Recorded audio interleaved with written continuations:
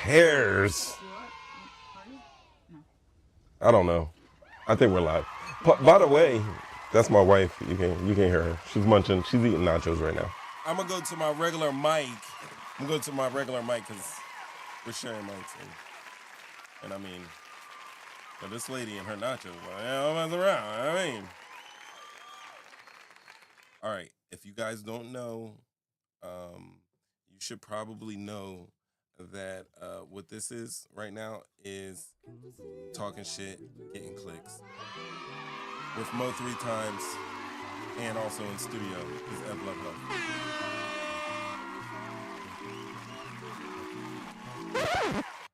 We don't have enough time for that. We do not have enough time for that. We don't have enough time for that. No, we don't. Ramid, what's good? JumpOut Gang, what's happening? I got a JumpOut Gang button and I still can't find it. It's crazy. I'm gonna take my time right now. It should be like right here. There we go. Many people know them as the JumpOut Boys in their city. Ain't nothing. We're halfway through the week. It is Wednesday. JumpOut Gang, what's popping in? You already know. It's We Live. And tonight, I'm not going to ease into it. No, we're going to dive straight into the fire. Trump's alleged victims are speaking out, and the echoes are loud. The stories are pretty damn raw, and the timing of all this is very bold. I mean, the country's got a lot of questions that cannot be ignored. And look who just pulled up. The one and only Love. Love, say what's up to the good people. Hey. Oh, one more time for you. Hi, everyone. There we go.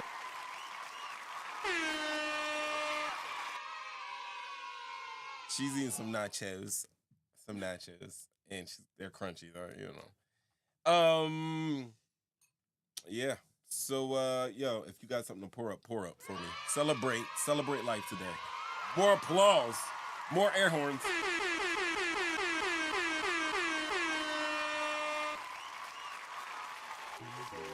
We episodes, Mo 3 times, Ev Love in the building.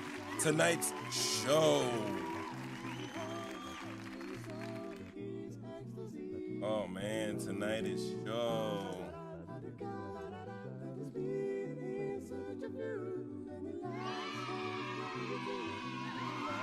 All right.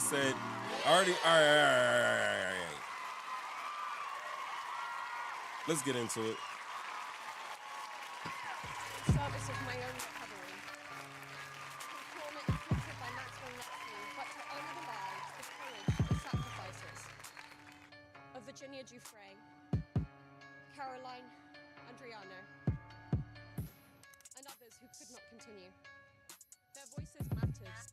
Their stories must not be forgotten. Accountability is what makes a society civilized. Equal opportunity and equal consequence for all. Consequences are not about punishment alone. They exist to deter future harm, to protect vulnerable, and to set a standard of justice. If Ghislaine Maxwell were pardoned, it would undermine all the sacrifices I made to testify and make mockery of mine and all survivors' suffering. That is why the Epstein Files Transparency Act is so essential.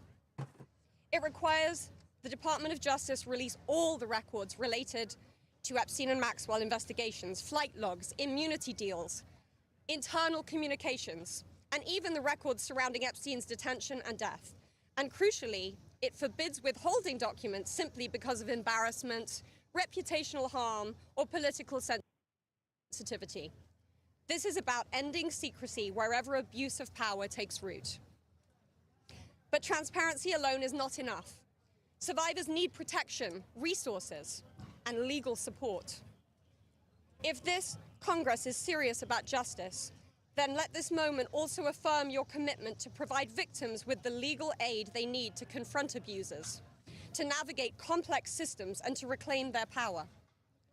Transparency must be matched by support, or else too many victims will remain silent out of fear and lack of access. The statistics demand action. Nearly 1 in 5 women in America will experience rape or attempted rape in her lifetime. Every 74 seconds, someone is sexually assaulted. Every 9 minutes, that person is a child. These are not numbers, they are people. They are your daughters, your sons, your constituents, your friends. Statistically, 1 in 5 of your families will face this nightmare. The days of sweeping this under the rug are over. We, the survivors, say no more. I want to help create a world where survivors of sexual abuse and abuse of power can come forward safely. And I ask Congress to join me in that effort, not only by passing this bill, but by ensuring that those who step forward have legal support to face their abusers and see justice done. Okay, so what we're seeing is Anuska De Giorgio. She's an Epstein survivor, and basically the survivors of Jeffrey Epstein's horrific abuse stormed Capitol Hill this morning, and they were trying to push Congress to pass the Epstein Files Transparency Act. All right? They want every single file, every single untold truth. They want all of that laid bare. And many of the survivors say they've carried this trauma for years. And my God, she's gone to cookies now, ladies and gentlemen. Chip Ahoy's just crinkling in my. You hear it in these. She got me these headphones, and these are the same ones that the buddy uses on Hunt for Red October to listen to Sonar, so I can hear every single chip, every chip. Now I'm getting the death stare. All right, this is called the Epstein Files Transparency Act, and like I said, they want it all laid bare. A lot of these survivors have carried this trauma for years now, if not at least over a decade. And they said, this is not our job to keep fighting alone, and they're demanding action now. Now, there is another survivor that's shown. This is a 42-minute whopper that came from CNN. They covered the Epstein survivor speaking out. I believe I've seen them like through social media, like going on talk shows over the last couple of days, talking about Jeffrey Epstein and some of the things that they have gone through. One of the survivors made a chilling reveal saying that Epstein often bragged about being friends with Donald Trump. His biggest brag, she said, pointing to a framed photo of the two together. So given the bipartisan push that we're seeing, and spearheaded by, I think last week I shouted him out in the show, he's Ro Khanna. He's from California, and Thomas Maxey. They're just 2 more GOP signatures short of moving forward with all of this. I believe they got like 4 Republicans right now ready to sign off. We did this last show. I showed everybody's and all their pictures, all of the people from the GOP who decided to, hey, we're not going to stick with the party on this one. We're just going to go with morality and our ethics and our conviction to not see people harmed in any way. Bless you. Bless you. All right. Now, unsurprisingly, Trump has called the push for these files a Democratic hoax, and that the victims are crying out as this is political theater. I'm going to mute the music, but never mind. Bring it back. So this is a Democrat hoax that never ends. You know, it reminds me a little of the Kennedy situation. We gave him everything over and over again, more and more and more, and nobody's ever satisfied. From what I understand, I could check, but from what I understand, thousands of pages of documents have been given. But it's really a Democrat hoax because they're trying to get people to talk about something that's totally irrelevant to the success that we've had as a nation since I've been president.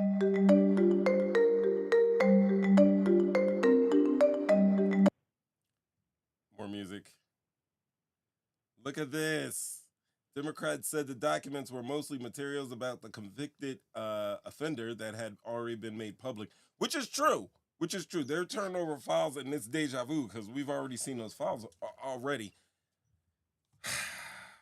You know what? Let's stop running the video. Let's talk about this.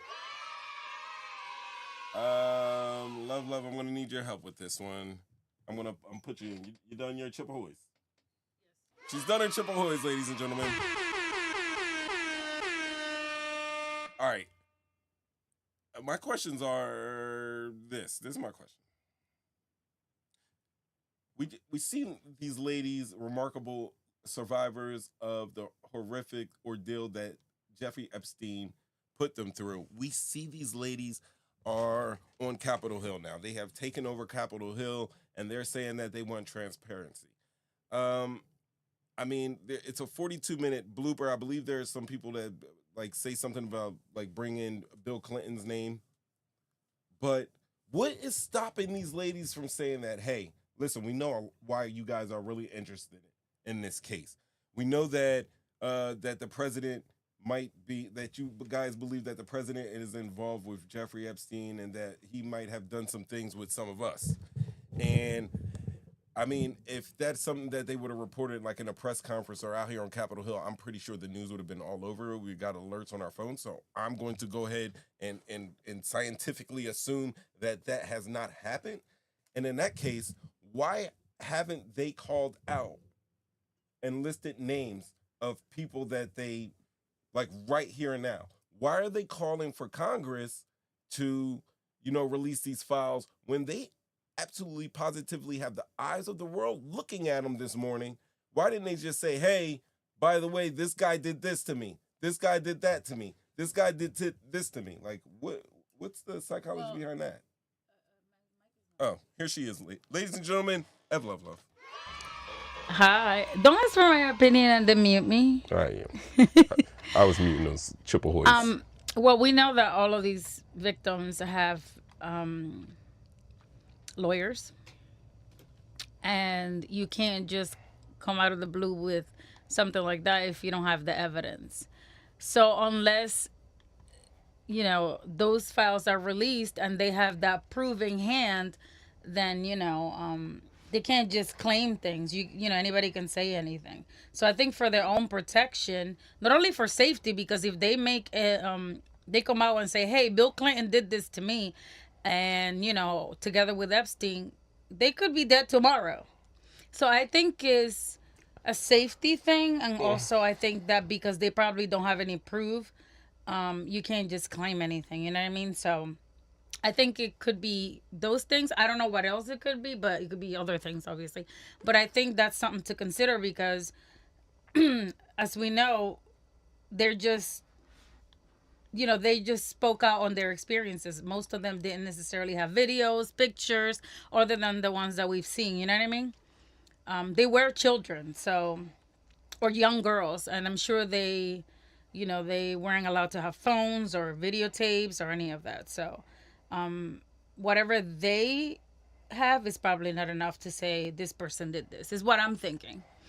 Really? But as a woman, would that stop you from just getting on the mic and be like, yo, this guy that you voted for, this guy who is supposed to be a leader in your community or a leader in business or a leader of a country, did this to me? Like, you understand who they're accusing, though. This is not a P. Diddy that you can send. These are the big dogs we're talking about here. I mean, but don't you also think that them being out here on the camera in public, exposing themselves as victims of Jeffrey Epstein, that they have already, put that target on their back?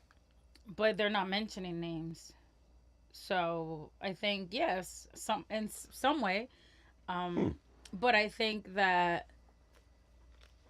So we're probably never going to get to the bottom of this. Probably not. We're never going to. So this is, and this is, it's beautiful that you said this because like that was I was like, Dad, they're standing up here, you This is their know, trying to chance, right? push this. They're trying to push and act to be transparent when they have the microphones.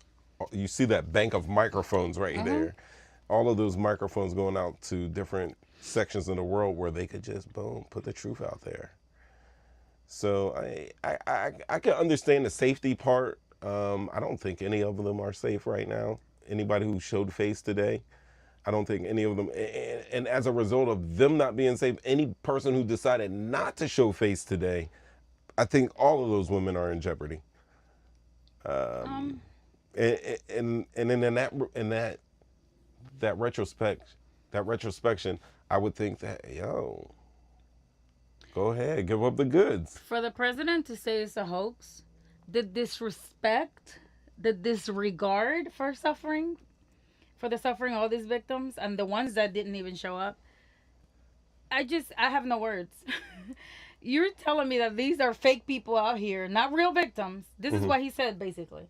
And the Democrats just put him up there as, as a show, basically. That's what he's saying.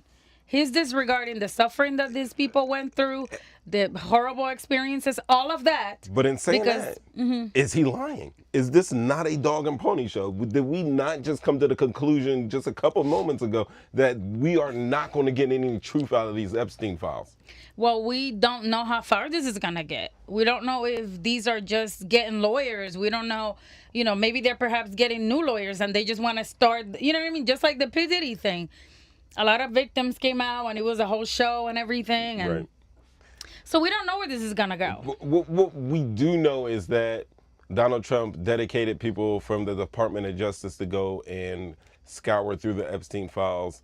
And it was reported that they were looking for any type of trace of his name and any involvement. And this has been going on for at least the last, I don't know, since the summer. Okay, Trump has had a wild summer. Something that I question is, how long has the government has those files? They've had, first of all, they've had those files for almost 10 years. Over 10 years, yes. Since Barack Obama's term. Right. So why were they never? Because the people that are on there, it's insane. Now, and listen, to me, this is not a GOP versus Democrat thing, even though it seems that way. Mainly because it's all the Democrats voting for these files to be released versus only 4 Republicans out of all the GOP. So I think that is a little, but I don't necessarily think an Epstein list would just be confined to people who are of the Republican Party or MAGAs. I'm going to say that there are some top leading Democrats. There's top men of industry. There might be top clergy. Also, a in there. list is not gonna. A list doesn't mean that you did something wrong. There has to be evidence that you were there and also did something wrong. Because let's be honest, a lot of people at the parties, P. Diddy parties, perhaps they were there and they witnessed, but that doesn't mean that they took part in all the craziness that was going on. So in reality, we don't know. Maybe Clinton was there. Maybe Trump. Well, I don't know. Trump was there with the girls. We got too many pictures. But anybody that could be on that list, it doesn't mean that they necessarily, were with little girls. They were probably invited. They might have not liked what they saw and never went back, or, they didn't really know what was going on at these parties. We heard other people. People at Diddy's parties. We weren't even aware this is happening because there were special rooms. But like on the Diddy side of things, it wasn't more like it was. Like, we got the illusion that there were big parties and they were having some type of crazy orgies. But when the court case came out, we just found that Diddy was venting a hotel room. He had his babes with him, and he was hiring male escorts to on some, I swear I'll watch type stuff. They couldn't use the party thing. What happened with the party stuff in court, they couldn't use that as evidence of anything because his defense was going to be like, he can have all the parties he wants. They were grown. Yeah, they can have parties. So the difference is that these were children. when this were going on. And that's what Most of them. that's what I come that's why I'm bringing this back around, because like you said, like there might be some people involved. If you were at that party and children were at that party, then I need to know if, you know, you were there. I want to know who was there. Like, at least we did see with Sean Combs, we did see clips of him saying that, yo, he's standing on the balcony in the Hamptons or whatever, and he's saying, listen, these kids, get these kids out of here, because we're about to do some adult stuff. Right. But in these type of parties, I don't get that sense that was happening. So as a grown man, if I see underage girls, you know, Obvious acting little girls. inappropriate, These were obvious. These weren't like 16, 17 that looked 20. These were little girls. And a lot of them, like I think Virginia Drew Frey was a 16, 17-year-old that actually just looked younger for her age. Right. So that's what they were after. But once you see, like, oh man, I thought that was your daughter. No, that's weird. I'm out of here. Right. You know. So I think anybody that was at any type of those events where young girls were around canoodling and getting frisked up by old nasty ass dudes and women should be brought to light. I agree. I mean, I don't think they need any protection. It's disgusting. It's harmful to not only the people that already went through, but the ones in the future, because this is not going to stop. We know that. Because obviously we're not doing anything about it. Nothing has changed. They're still going to get away with it. And little girls and little boys are going to get abused. Unfortunately, that's the reality. So with that clip that I opened up with from CNN, it's a 42-minute long clip. There are other survivors that step up to that podium and talk about the horrors that they experience. And they do a little bit of name dropping. I didn't go through the entire thing. But what I didn't observe from watching it is that there are many women in there, and they didn't sound like they were, you know, from Florida, from Palm Beach or Mar-a-Lago or anything like that. They sound like women from all around the world. Like this was a worldwide operation. And one has to think that since Jeffrey Epstein is no longer with us, who is filling that hole that was left with him dying from that enterprise? Like, who's running it now? That's who we need to be looking at. That's when you go to Ghislaine and sit down with her and be like, hey, look, Ghislaine, you want to be moved to Texas for comfy surroundings? She already Tell us who would be next in line. I mean, speaking on that, Lawrence O'Donnell, I think, I want to say NBC Nightly News, he's been keeping every night. He keeps his foot on Donald Trump's neck, his entire administration's neck. And what he said was through his findings, he was reviewing the 9-hour interview between Todd Blanche and Ghislaine Maxwell. And he said, like a lot of people are reading the transcripts because a transcript is going to come out in a PDF. If you're researching it for a news or a podcast, you can go in that PDF, hit Control F and search for keywords. So you can find the most salacious things, or you can search for names and everything like that. That's kind of how I went through like Project 2025 and found out a whole bunch of crazy stuff like that. The reason why I bring this up is because things that the transcript doesn't show is laughter or someone gasping or making any type of like audible noise like that would add more context, richness, and boldness to the conversation that they were having. So, but during those transcripts, like they were joking.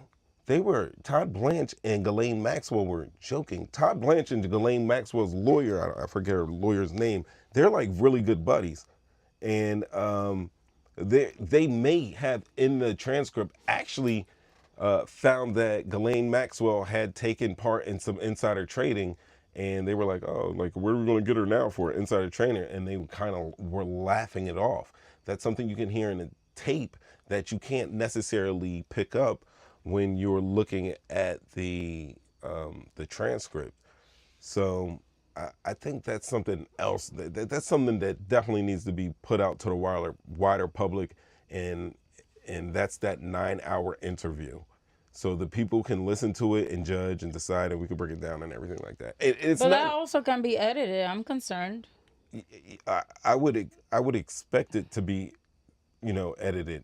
Yeah. They're going to probably bring up names and locations that I mean, that is his lawyer, so he's going to, right. introduce whatever evidence in the video that he wants. He can edit everything. But you know what I got to do, right? What? We live. Have love, Mo 3 times. That's so romantic. Right?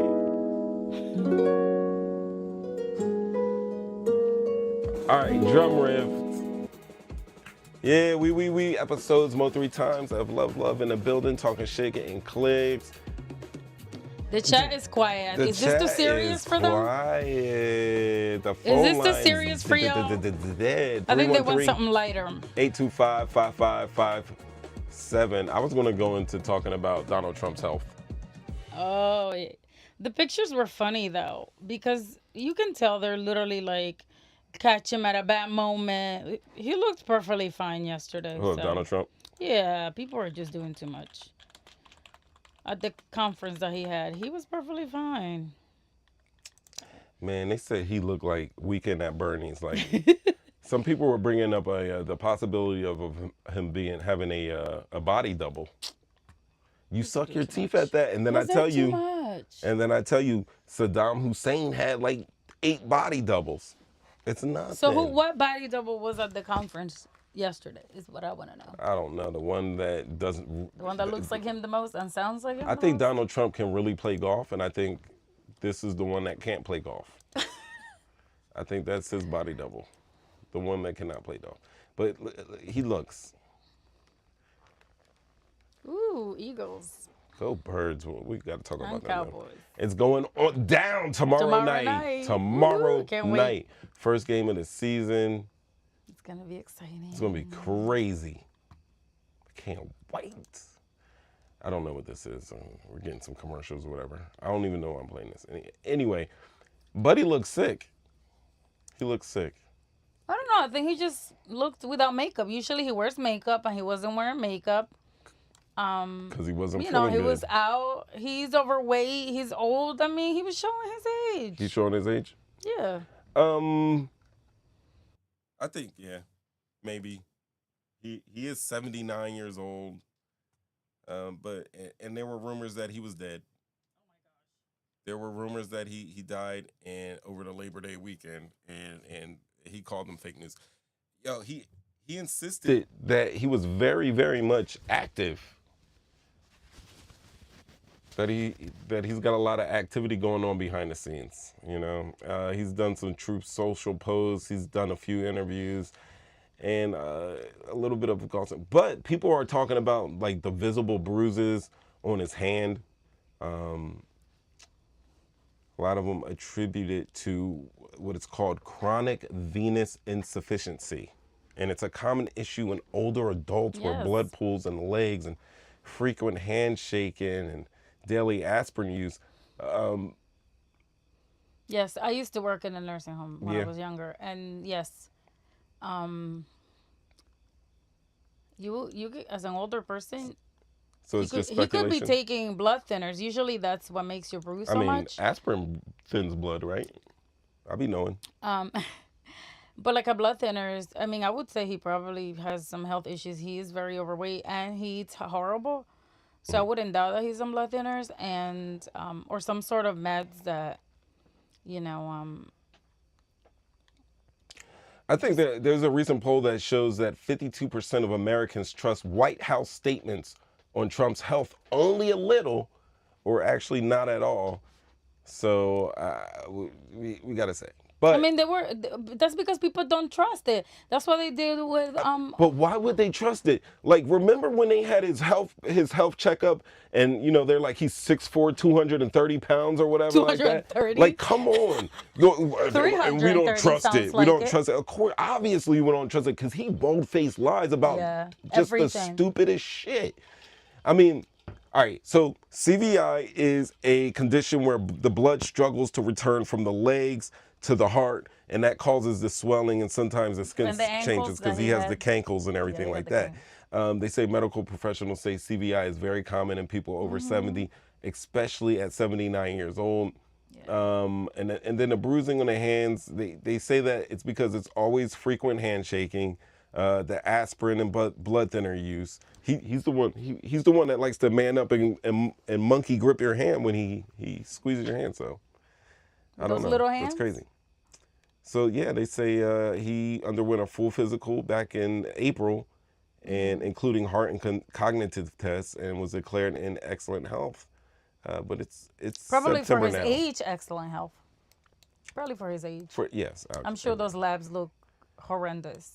But some medical experts say that these are also the same symptoms of heart failure, congestive heart failure. And just to have, he would be so swollen. Trust me, I've Have you seen a his lot of legs, that. his ankles, and his Yeah, legs? but no, that's a totally different thing. The ankles thing, when you have heart failure, you're literally get so swollen, you don't even look like yourself. How about shortness of? He did not look like himself in that picture, Evelyn. That was a bad angle, is what I'm trying to tell you. I saw him yesterday in the Like, conference live, was he and supposed he to hit looked the fine. When I tell you, hit the blue still on him, the Magnum, waiting for nah, it. he doesn't look like he has heart failure. Abdominal swelling. Well, That's he eats a liver lot. disease. And he likes to eat junk food. He eats so. trash. I mean, you can't eat trash, have liver. You can't have like liver disease, kidney disease, and not have some type of thing going on with your ticker. You know. I think. I don't know. Ultimately, I think what we can conclude is that there has been so much bullshit surrounding this man's health historically that we can't believe anything that the White House says anything about. I don't believe anything. Period. They're liars. We know that they Good lie point. every single day. They sit up there and lie. Good point. Including him. He's such a liar. So now all his people Will are gonna says say, God don't like ugly, and I agree with that. Yeah. And that's another point I was gonna make. Like, don't. maybe he had to take a break because all of this stuff is coming at him now. Not only are these victims about Epstein speaking out, which is always going to, whether he did it or not, or was guilty of doing anything or not, it's going to be stuck with him now because of the way he handled it, right? Not only that, we got appeals court saying that his tariffs are unconstitutional, they're going to get rolled back. The more Doge firings, we're getting a lot of stuff coming back from appeals court, and it seems like all of his little wins that really hurt the American public overall are coming back. Those checks are being returned. And you know what happens when you get a return check? You go to jail? That, or there's don't a know fee what on top of happens. it. Do people use checks anymore? A return used to check fee. checking over 20 That's how I years. know. Like, or you get a return check fee. Return fee. Okay. Yeah, yeah. I thought you went to jail. I don't know. I mean, so honestly, he's the president of the United States. There's a lot of travels, interviews. There's a lot of moving around, especially at that age. But it also doesn't help that he has the law just looming over him. I'm sure he's anxious and And- stressed. And his popularity polls have just been declining. And we know how much along that with that. matters to him. Yeah, So, yeah. there we go. It's gonna Ladies be and gentlemen, interesting. that's what I got to hit the drum riff. Talking chic and cleats. I know. We live 3 times in the building. Gotta do drops. What's up? The JumpOut Gang. Many people know him as the JumpOut Boys in their city. Hit us up in the chat.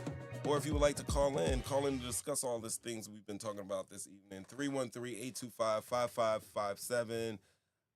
Epstein victims have spoken out. Epstein files have been released. Most of these files are things that we have already seen or have been hella redacted. And then we talked a little bit about Trump's health, the stress of being president, but with all this looming over his head with old age. Like, you know what, F? Love, I don't like the way the right has carried this. Because Biden was sick and feeble and infirmly and all that. And now, come on. Oh, yeah, she said I can't talk because I muted her. Yeah. Yeah, there you go. What was your question? Oh, I was just saying, like the right has been talking so much trash on Biden, because he stuttered. He already had stuttered, or he would repeat himself, and they were calling him all types of washed and old and all of this. Have you seen the videos of people asking Trump supporters questions, saying, "Oh, Biden did this," and they will have an answer, and then "Oh, I'm sorry, it was Trump that said it." Have you seen that? Yeah, that's exactly what they would say. And that's how they feel. They, no matter what they hear about Trump or what they even know about Trump, in their mind, everything is all right because they're living a dream. It's frustrating. Yeah, it is. It's frustrating. It truly is because it's just too much. It's too much for me. Way too much. Yeah. God does not like ugly. Nope. No. Switching gears though, last week we had was it last week that we had the school shooting? Was it last week? First of all, for switching gears, I like that. You switched No, those because gears. I'm looking at Will, and Will is a teacher, and he was trying to call that day, and we didn't speak to him. But I was gonna ask him, like, because we have a daughter in school, like, what kind of things, like, how do schools prepare for like drills and stuff for, you know what I mean, like. For the kids. Like students know, like they know they got a drill or whatever, but what in the background, like what do teachers do? What is the curriculum that schools have? Like what do they do? What's a drill? Will give us a call and talk about it. Let us know what's going on. Have you noticed? I think that every generation has their own type of drills. Whether it was our parents, I don't know, had the atomic drills. We had drills in school, not just fire drills, but I remember having to get under the desk during the Gulf War. I don't remember that. Oh. The Gulf War, United States. I wasn't here. You weren't here yet. No. But yeah, we had the Gulf War. We had to get on there for that. And then later on, it would be like school shooting stuff. But I was graduating around the time of that coming. So yeah, we graduated before. We just had a couple of bomb scares where. Yeah, it's a trend now. Yeah. It is something. It is a rite of passage for going through school. Is a school shooting. Yeah. Yep. Freshman year, go to proms, cap and gowns, class trips. That's all you remember from school, shootings. Huh? Tell everybody your grades from school. I won't. First of all, you're a guest here. Will said they have a few different lockdown drills. Oh, okay. So they do drills, so that's good. I guess they have to now because it just happens so often that. Let's check it out.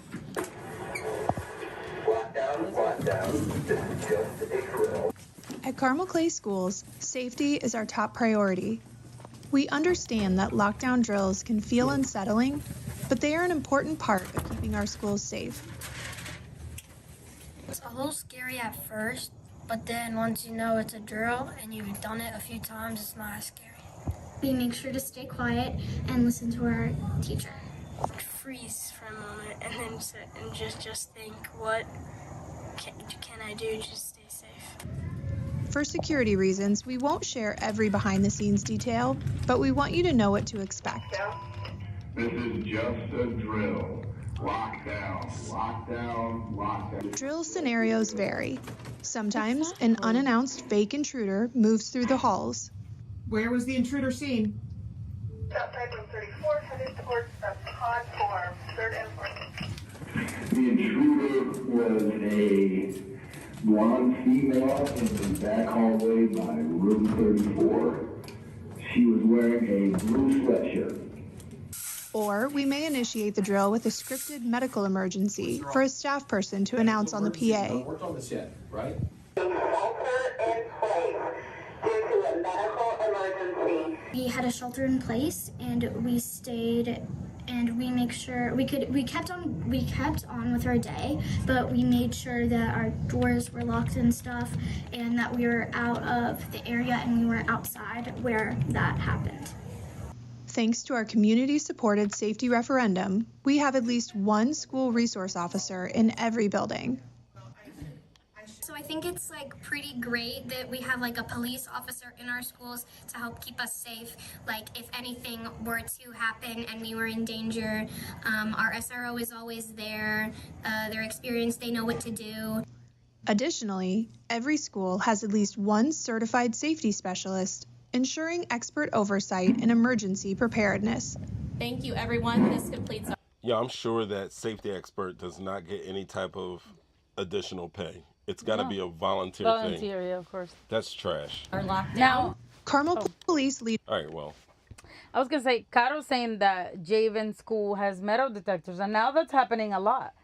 And also Will was saying how it's a security thing. Like, how do they get on campus? Because, and that's a great question, because like when I go pick up Kiki, I'm never allowed to go in the school. I have to literally just wait right there in the front, and I'm not allowed to go inside. Same in Vineland, you're not allowed to go inside. 8 o'clock in the morning. I'll call your mother myself. What is it, Mr. Wright? The fire chief. Where is it? Got past the gate. Code 10!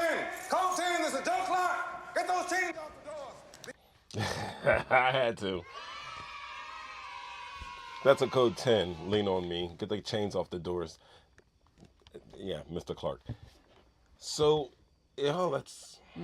Yeah, that they have to go through that. Yeah, we also have police cars here. A policeman at the school, every single school at all times here. But I just always wonder, like, how do they easily get in the school? Like, you know, I don't know. I feel like that's somebody's leaving the door, opening the door to a random person that has big old weapons. These are AR-47s that are a lot of AK-47s, AR-15s. Okay, I don't know weapons.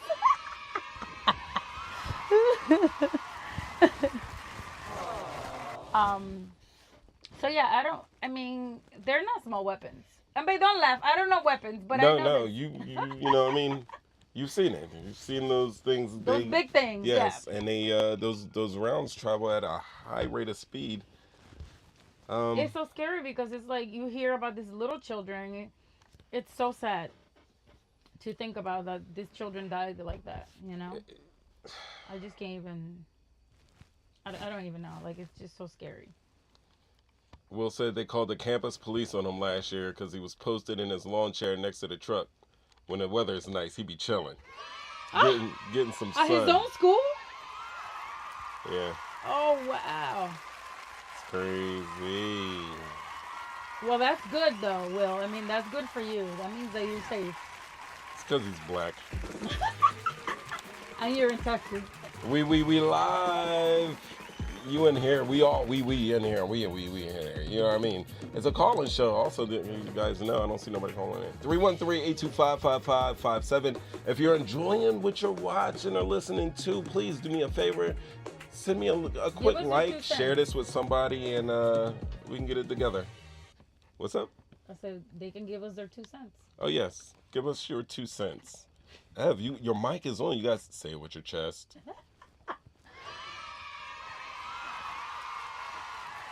Yo, so football season's coming up, right? Yes, tomorrow, finally. But you know what? I'm excited to also see. What?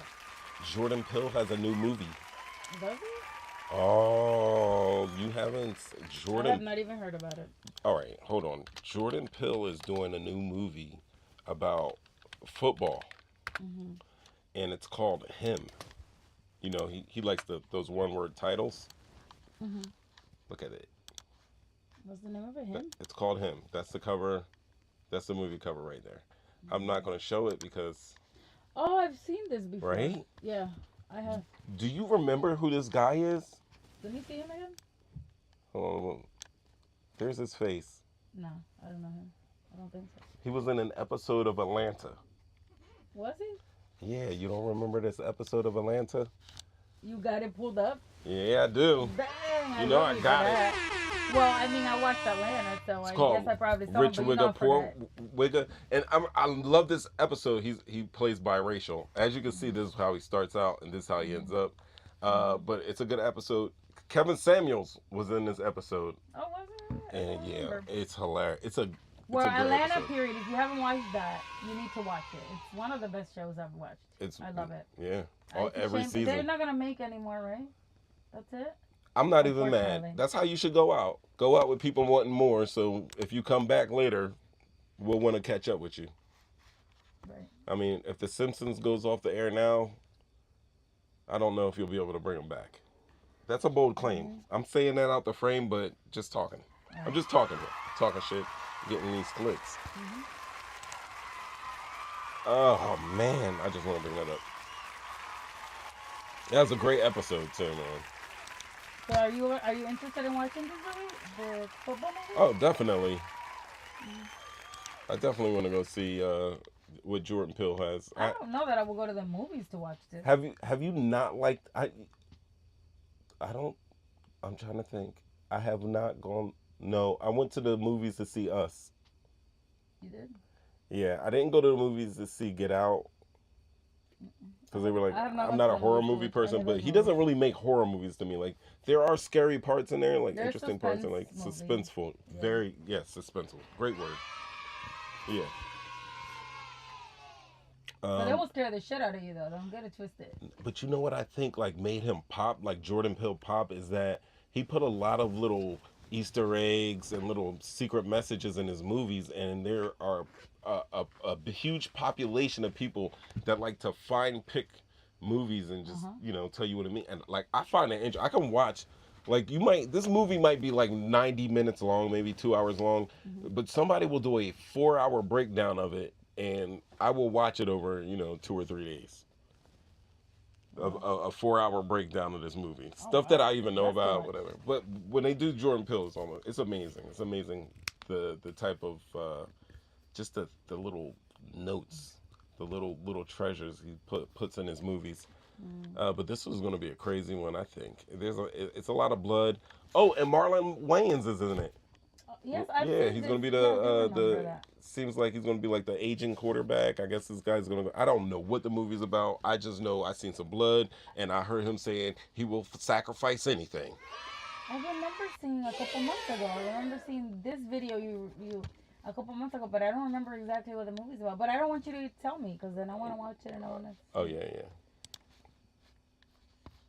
Yeah, it's probably gonna be really good. But other than that, love. You know what I'm ready to see.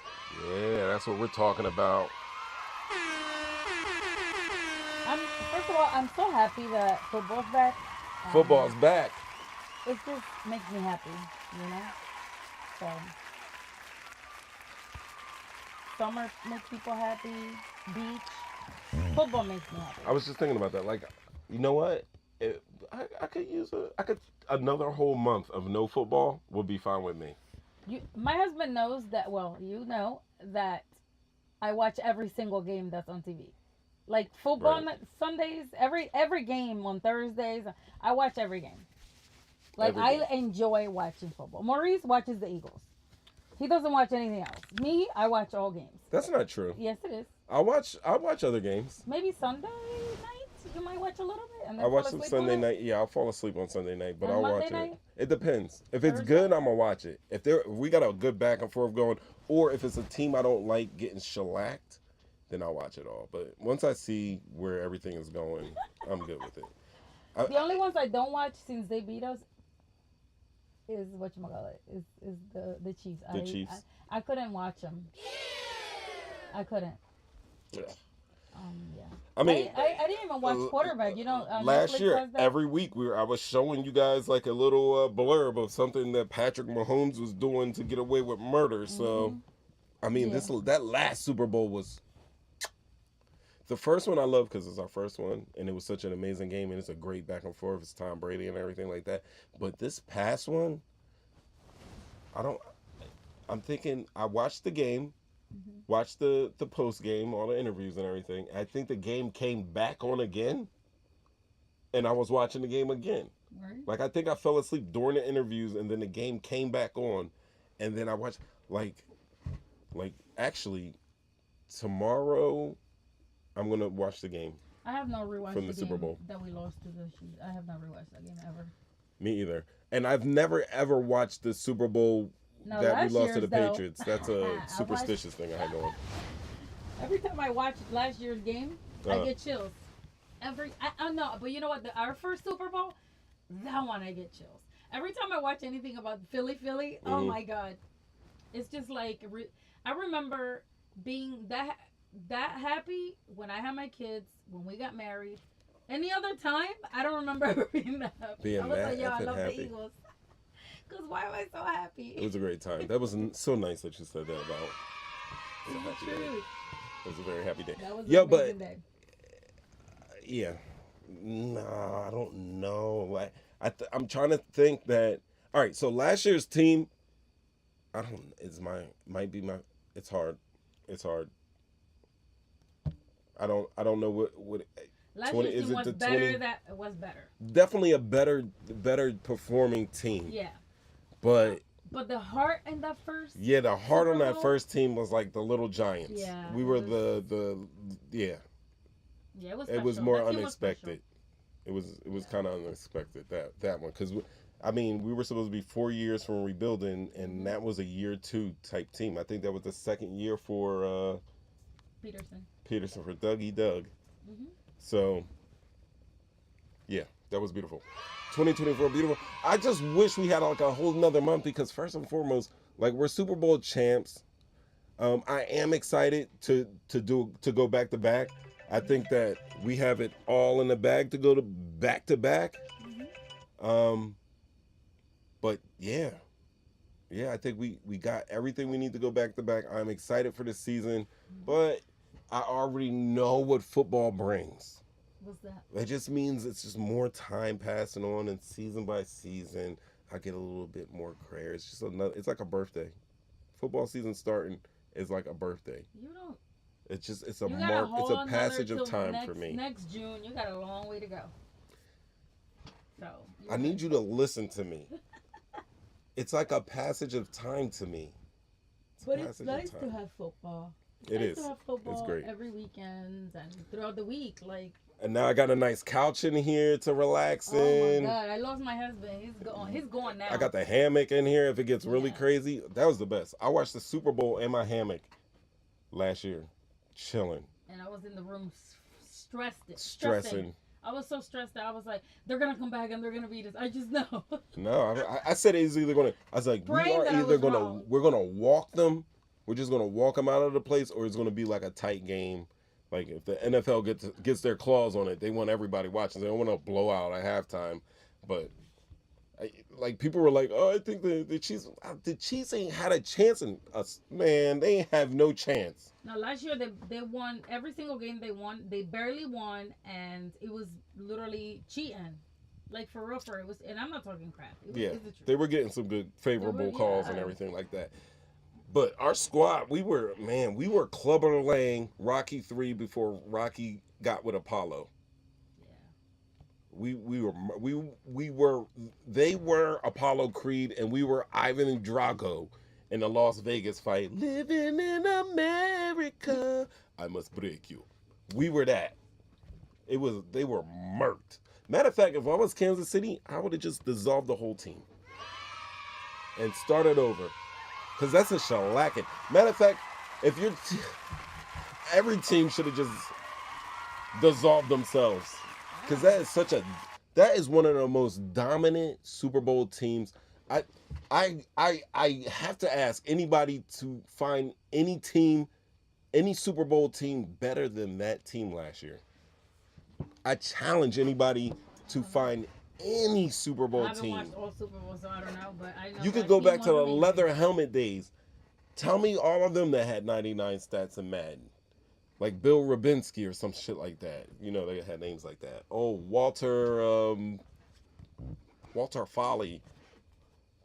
Snag back for the Snaggletooth Birds.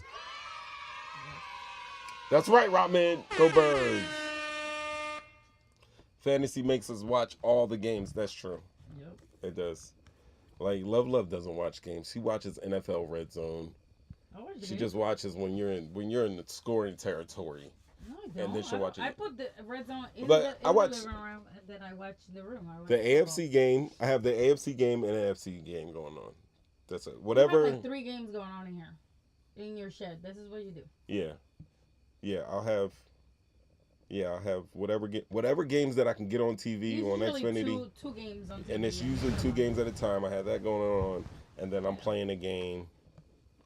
Yep.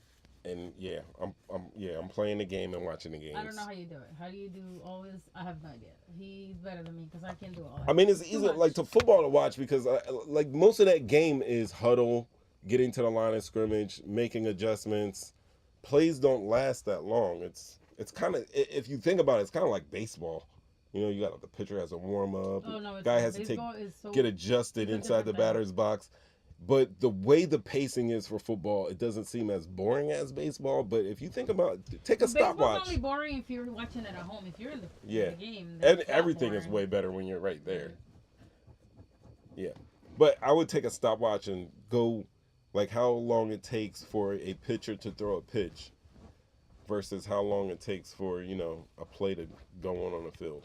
Yeah, I think a play clock is like what 45 seconds. And they be milking it down to the last 2-3 seconds. So, yeah. So usually, if it's right, the AFC's got a play and they're running it, while the NFC is just finish up a play, and then I'm playing like Call of Duty or something at the same time. It relaxes me. Babe, Will said you're not invested. You're not invested in the games. That's why you play video games. I am invested. He only watches the Eagles, and then he drives me crazy. He calls me. He FaceTimes me every time we score. I watch a lot of games because he thinks I'm the jinx. So he doesn't. He thinks if I'm watching it with him, we lose. She be stressing. We have a thing. Like I'm like, yo, we got 14 minutes. Oh, we can score 3 times in that. We just need a turnover. We about to get a turnover, and we get a turnover. I'm positive. Yeah, you're positive, and I'm the opposite. I'm like, oh my god, we're about to lose. Yeah.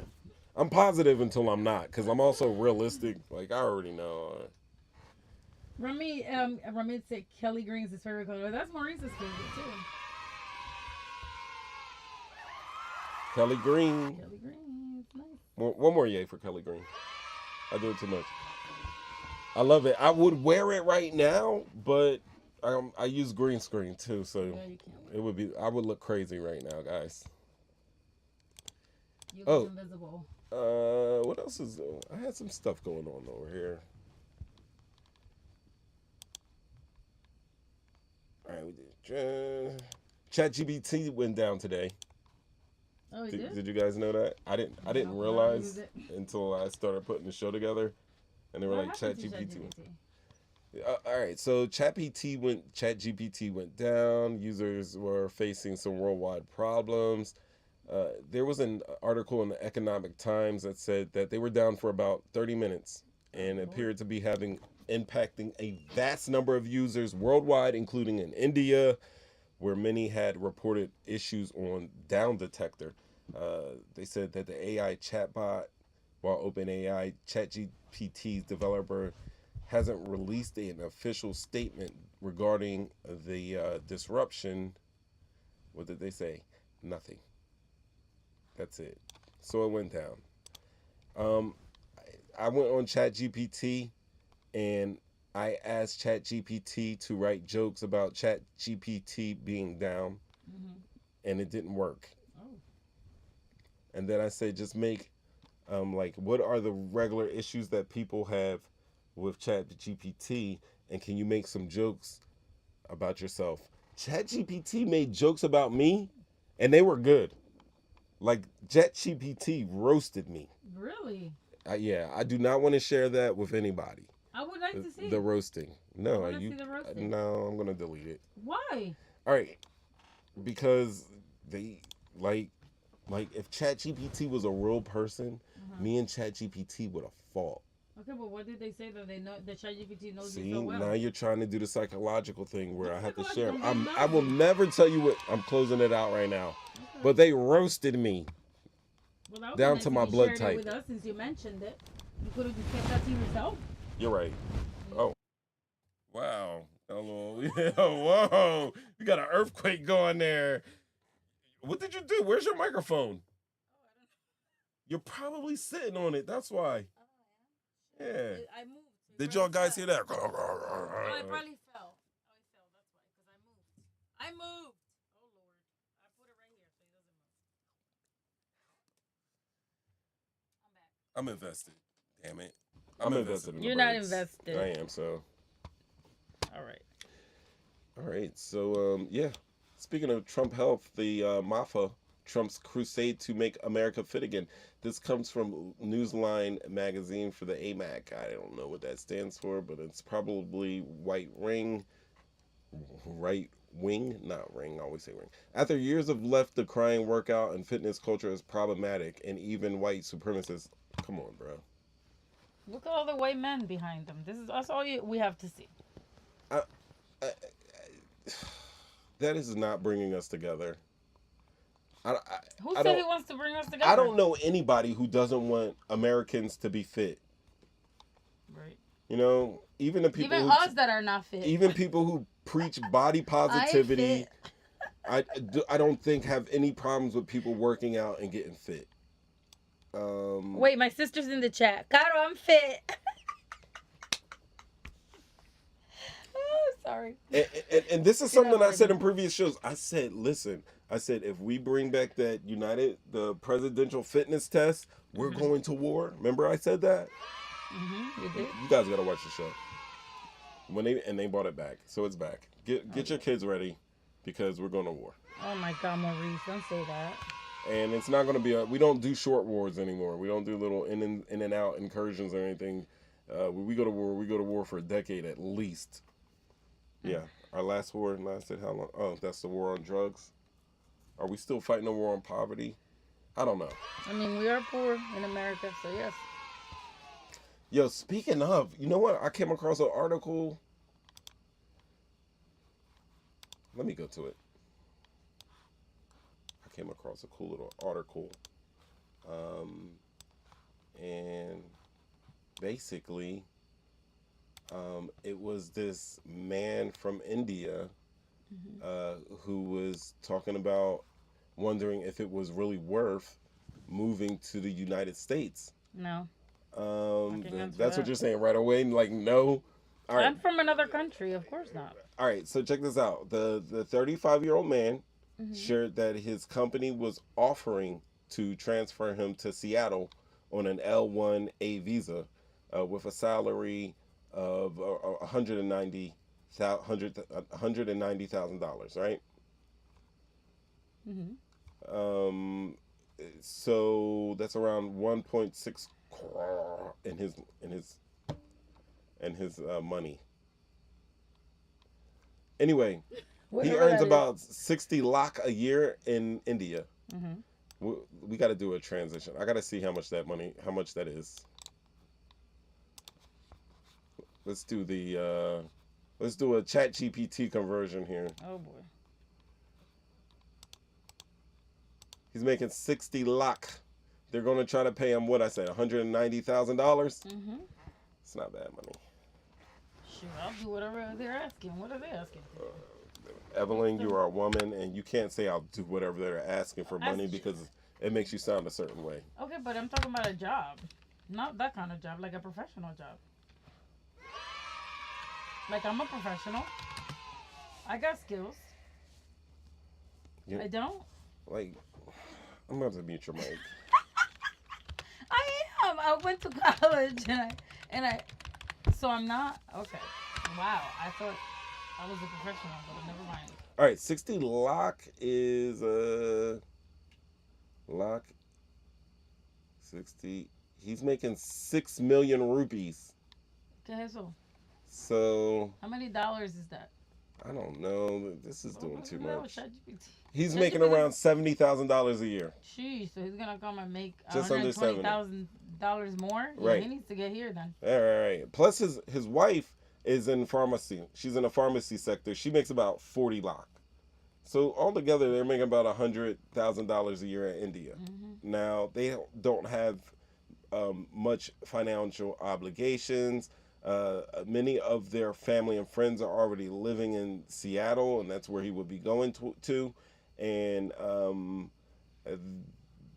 he went to Reddit and he explained that while the offer is financially attractive, and somebody replied to him, he said he is not enthusiastic relocating to the U.S. He says, I travel there frequently, so I'm not particularly excited about relocation, but my wife would like to experience life outside India for a few years. At least that is what she feels as of today. That's cool. I like that. I mean, you don't have kids. You like, why not? If you don't like it, go back or go to another country. Like that would be like the ideal thing. You don't have anything holding you back. You don't have to settle somewhere because you have children to go to school. Like that's the perfect timing. They're young. Go ahead, go for it. You know. Right. So the community was there's reactions. Somebody was like, do it, just like you said. Some people said no, it's not worth it. They said 155K for a family may be tough in Seattle. Said you're doing financially well in India. I wouldn't uproot your lifestyle unless you absolutely have to. She's 190 by himself. Yeah, his wife doesn't even have a job. She can get a job as a pharmacist here, and they make over 100. Easy. Possibly, yeah. So they'll be making almost 300 together, let's say. Right. That's a comfortable lifestyle for someone without children. Okay, let's ease on, right? Blah, blah, blah, blah. But this is Seattle we're talking about. We're talking about Seattle with two people in Seattle.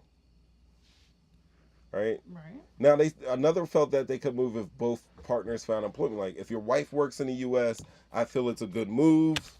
If your wife works in the US, I feel it's a good move, bro. Many will not agree with me, but that is my honest opinion. Coming to the quality of life, yes, you both have to do a lot of household work and all, but the quality of food, lifestyle, air, water, infrastructure are way ahead of India. Pivot your decision to the net household income, i.e., if your wife will work or not. And, even if she doesn't work, they can still live comfortable. Yeah. They may not, live as comfortable as she worked, but with 190 and there's just two of them, they can rent an apartment. They'll be fine. Okay, but anyway, they say it's worth it if your wife can find another job. Otherwise, she will regret it in a few days. And in the current market, it's not easy to find a new job. Yeah, especially on a visa. Also, it depends on whether you have friends in Seattle or not. I believe he has some family around there. So no, 155. Now it's gone to 155K in Seattle is the equivalent of 20 to 25 lira lifestyle in India. You're both at 1 CR per year. It's not worth throwing that away for a U.S. shift. Plus, in the 15 years or so, U.S. has changed. It's not the same country or opportunity it used to be. If your wife wants to experience, take a holiday here. Would you think that would be fair? Hey, guys, come visit for a week or two, see how she likes it before uprooting your entire life. I think that's a fantastic. I think anyone that would consider making a move like that should do that first. See how you like the lifestyle. They may not like the weather. They may not like just little things that are important to them that you need to address before you make a big move like that. So I think that at least a week. I would say 2. Week goes by too fast. But I think 2 weeks would be perfect to just see, everything that. From housing to vehicles to lifestyle to food, all that. The job market, like everything. Look at this. This is India? No, this is China. Like this intercontinental ballistic missile, over 100 aircraft. What? To moving? Oh, no, I'm sorry. I thought it was I was queuing that up. What I think is this, though. You're absolutely right. They should take like a little vacation to America, see how she likes it, see how they're gonna like hang out with your family and friends around there, get a sense of what daily life would be for you in America. But what I've heard overwhelmingly for people who make who didn't make the money that they thought they were going to make in America, to people who are actually living their American dream, they love it back home where they're from. Like home is where your heart is. But a lot of people miss the simplicity of life. And I'm talking to people who are living in big cities. I'm talking to people who are living in like areas that we live in here. Not as much hustle and bustle, but still, it's a life totally probably quicker than their normal upbringing. So obviously it's a cultural shock. Mm-hmm. And anytime you're going to make a decision like that, you should probably go visit for a while first. Sure. Yeah. I mean, India it's totally different things. Yeah, live there for, I don't know. How long, what length of visit would you think would be good to get a good At least 2 weeks. At least I 2 would say a weeks? month, but if I'm thinking if a he month. already has a job there, he may not have a month off. Yeah. But I would say like 2 weeks at least, because a week obviously is not enough. But 2 weeks is at least you'll get a feel of when the strangers start being polite and get real, the real world. I mean, they're going Seattle. to a nice. If they go to Seattle, that's a nice place. They can't go wrong there. It's a That's nice true, place. but just like any other place, you got the great spots and you got the hoods. But they're in India. Like, I don't know where in India they live, but the food though. I can't do it. I can't do it. You can't do the food? No. Crazy, Indian food goes. No, I'm talking about the street food though. Oh. Honestly, I would eat that, never. and that's very popular there. It's very, very popular. I get it. Just Not like in everything's Mexico, for everybody. That's very popular in Mexico too, the street food. But obviously, it's not like that. Yeah. And Still, people don't have their hands in hot oil. Still, we live. Talking shit, getting clicked. That's it. What do you think Wednesday. about Call China in. military parade? I want to see. Oh, that's what you were queuing. I want to see it. It looks- Chinese military parade. Let's check it out. And more than 10,000 troops. Damn. The huge parade in the heart of Hold on, Beijing hold on, marked hold on. President Xi. Hold on. This We is gotta what read. Trump was trying to mimic with his parade, by the way. Let's see. New weapons unveiled, like this intercontinental ballistic missile. I mean, that doesn't look new. That looks old school. That looks like from That the looks 1960s. dangerous. I'm not worried about how old It it is. That does. thing looks real dangerous. Yeah, it looks like a And there's a Coors lot of bottle those. that shows the Blue Mountains on it. Let's go. Over 100 aircraft, and more than 10,000 troops. Look Wow, at the that. synchronization. Look at that. Wow, that's amazing. That's CGI. No, that's real. You see this guy here? His head is off a couple degrees. Yeah. He may compared not to make it back everyone else. home. Right? If the president notices that, he's in trouble. He's in big trouble. Yep. I mean, they not gonna know who he is because they all His look the neck is same here. I don't tilted a see. little too I don't much. see any faces. Everybody's face is blurred in this. Because they're so white. Nah. The contrast. This with the doesn't look green. right. No, I mean this photo doesn't look right. I see a little couple details in this, but Well, it's a everybody's video. face you looks. just, You just stopped it there. Yeah, It I happens think- to be a video. Give it play. The huge parade in the heart of Beijing marked President Xi It could be Jinping's a safety ambition. thing, too. You know, I'm So playing we this don't video. see it. You know they can only. You know I'm playing this video. Oh, you stopped it. Yeah, for you, so you can talk, but not can talk. talk Don't talk through on my. Don't talk on my video. Let's talk through it. Okay. To transform not. China from one of the world's biggest arms buyers into a maker of all the weapons it needs for itself. And Any comments? I know I'm banned after this shit. I'm banned after this. It was nice. It was nice, y'all. I know my husband and I know I'm banned. Anyway, no, keep it rolling. This is the problem I have right now. That's a number, and those are letters. Why aren't these written out in Chinese? Because we're providing those weapons to them. Oh wow. increasingly America, formidable sell exporter weapons. on target Yo, look at those boats. to hit Those look like they're stealth boats. They are. $3.2 billion across dozens of countries. Analysts believe China's motivation for this huge expansion goes beyond the financial. Here's why. They were showing out.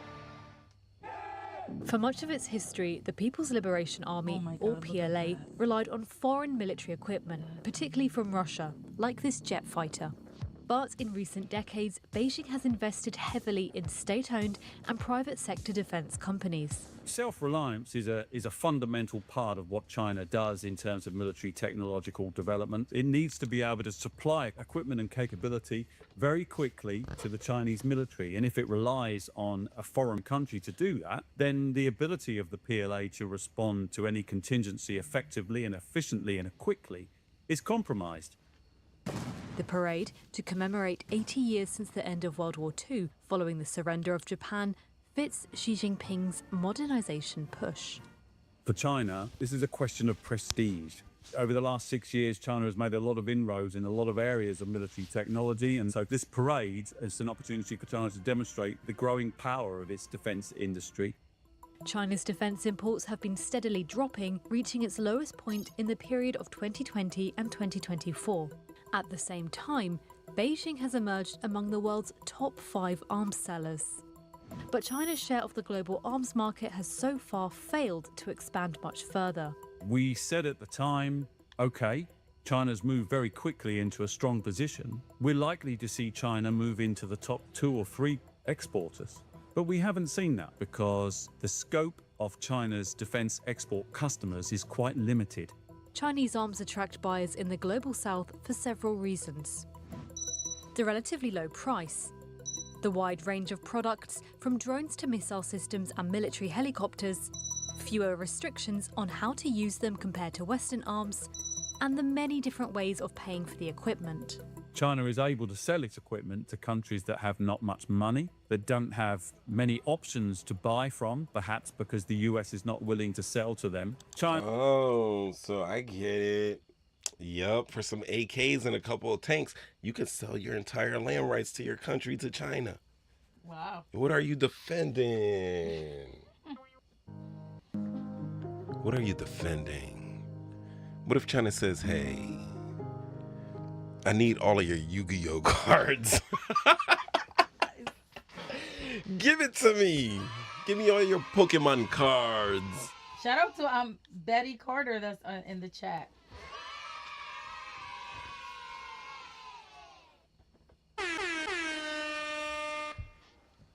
Give me your Yu-Gi-Oh cards.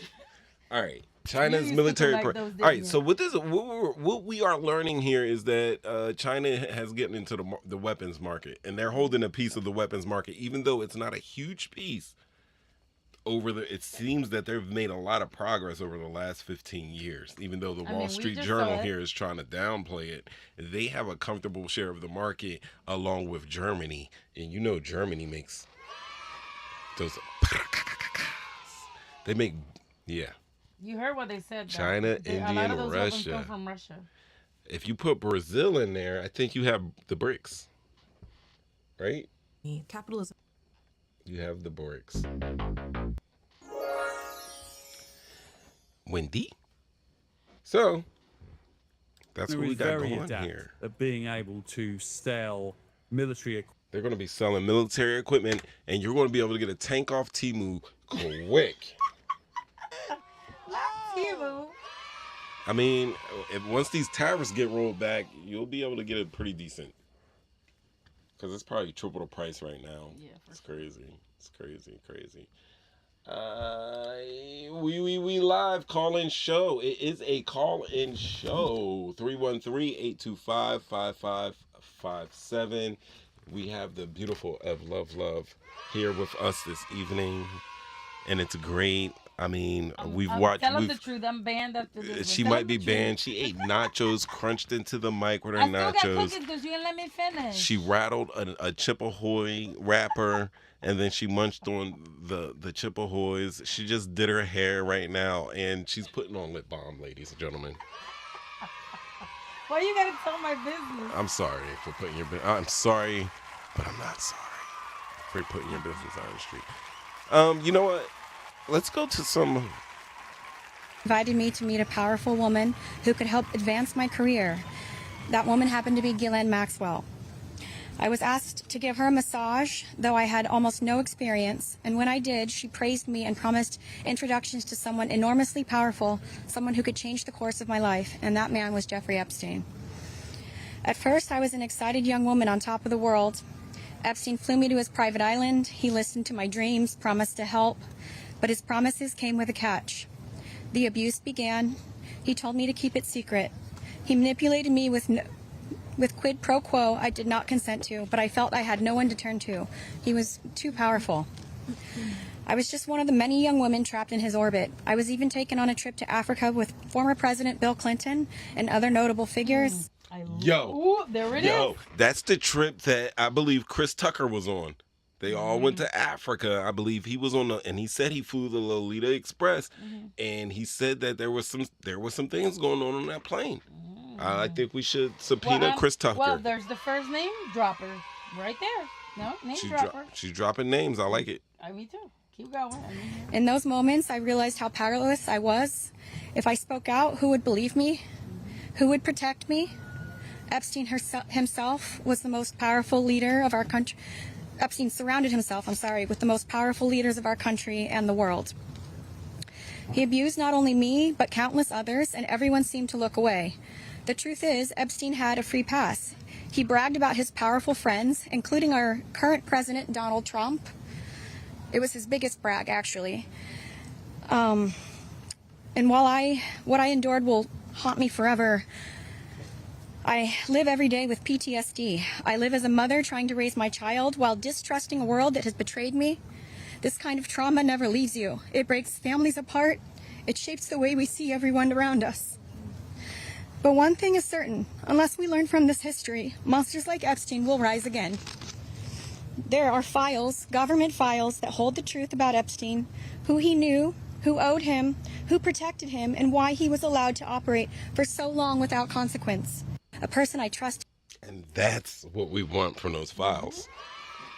We already know she mentioned names. Shout out. I had mentioned her earlier. That is Shantae Davies. Even now, she's Bill Clinton, so traumatized that she's still Al crying. Gore would have been on that trip. Chris Tucker would have been on that trip. I'm telling you. Epstein would have been on that trip. A lot of names.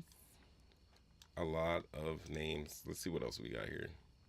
Oh. Patrol officer was flagged down at the Sheetz gas station at the corner of Shipyard Boulevard and Independence, and was advised that 2 teenage girls had located some pills in their blizzards, which is, as you probably know, is an ice cream product you can get from Dairy Queen. During that investigation, surveillance video was discovered and handed over to the Wilmington Police Department that clearly shows Mr. Yoakley placing the pills in the ice cream. He can be seen placing something on the counter, and it's pretty apparent that when the employees make the drinks, he's trying to observe if anybody's observing him, and that's when the items are placed in the blizzards or drinks, however you want to editorialize it. But yeah, on August 3rd, a patrol officer was flagged down. Yo, that is nuts, Evelyn. He doesn't say the name of the guy, but I think I found him. I think it's just because it's a clip, and it's for people like me who don't mind Googling it. And we're going to find out right now. I got this guy's name. He's a junior. Surrey County Board this is true. Surrey County Board of Elections chair resigns. James Jimmy Yoakley Jr. resigned on Thursday as chair of Surrey County Board of Elections, effective immediately. Oh, that's not him. What? Is that him? What do you mean? That the person that drugged the girls? Or tried to? Oh, I see his face. I got his face right here on my phone. Hold on. Oh, okay. Let's get an image of him. I mean, I don't know how many Yoakley Juniors there are out there. But they don't. Yep, this is him. Okay. Boo-doo-boo-boo. What a sick freak. Oh, he looks crazy. Oh my God. Ew. Ew. That's crazy. What kind of drugs do you put in there? They said he put some pills in it. Yeah, what kind of drugs?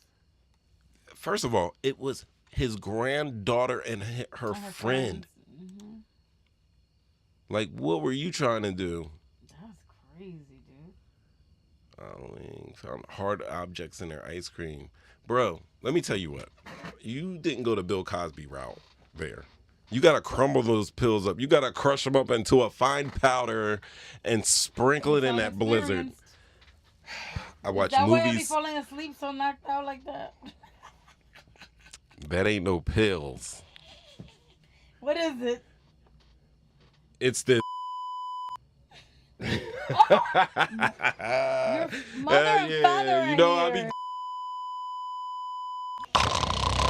Wow, you should be ashamed of yourself. Your Aunt Betty's here. Oh my God, horrendous.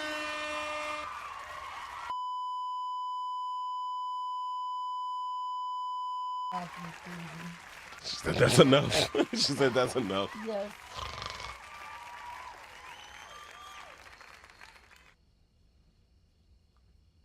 Anyway, yeah. Like, he just threw the pills in there like, bro, that's ice cream. He didn't even have the science behind it. Can you dissolve anything in cold liquid quickly? I don't know. I Like, maybe if you dropped it in some in some tomato bisque, that might have worked. Ice cream shop. They were that ice what cream. Was this? Sonic or whatever? Bro, they were a blizzard? A blizzard, sorry. Come Yeah, on. an ice cream Ladies shop. and gentlemen, in the chat, where do blizzards come from? Where does the blizzard come from? This should have been on the citizenship exam, honestly. this one, oh my God, she's not American. I come from a tropical country. Have you ever heard of if you came from a tropical country, you should have ice cream out there. That's we do. But what's the blizzard Do you about? guys have Dairy Queens? Of course we don't. Oh. We got helados bon. Calm down. Y'all got Pico Pollo. Pica pollo, yeah. Pica Pollo. Right. That's my... You didn't like pica pollo. I did so like Pica Maurice Pollo. does not like Dominican food. Oh my God. Pica Pollo is not Dominican food. That's fried chicken with some different spices on it. I will take fried chicken with anybody's cultural spices on it. I will definitely try it. Pico Pollo is good. I killed my Pico Pollo. But the steak and the potatoes, delicious.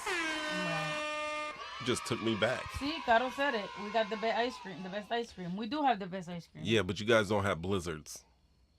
What's a blizzard? Can you explain? A blizzard?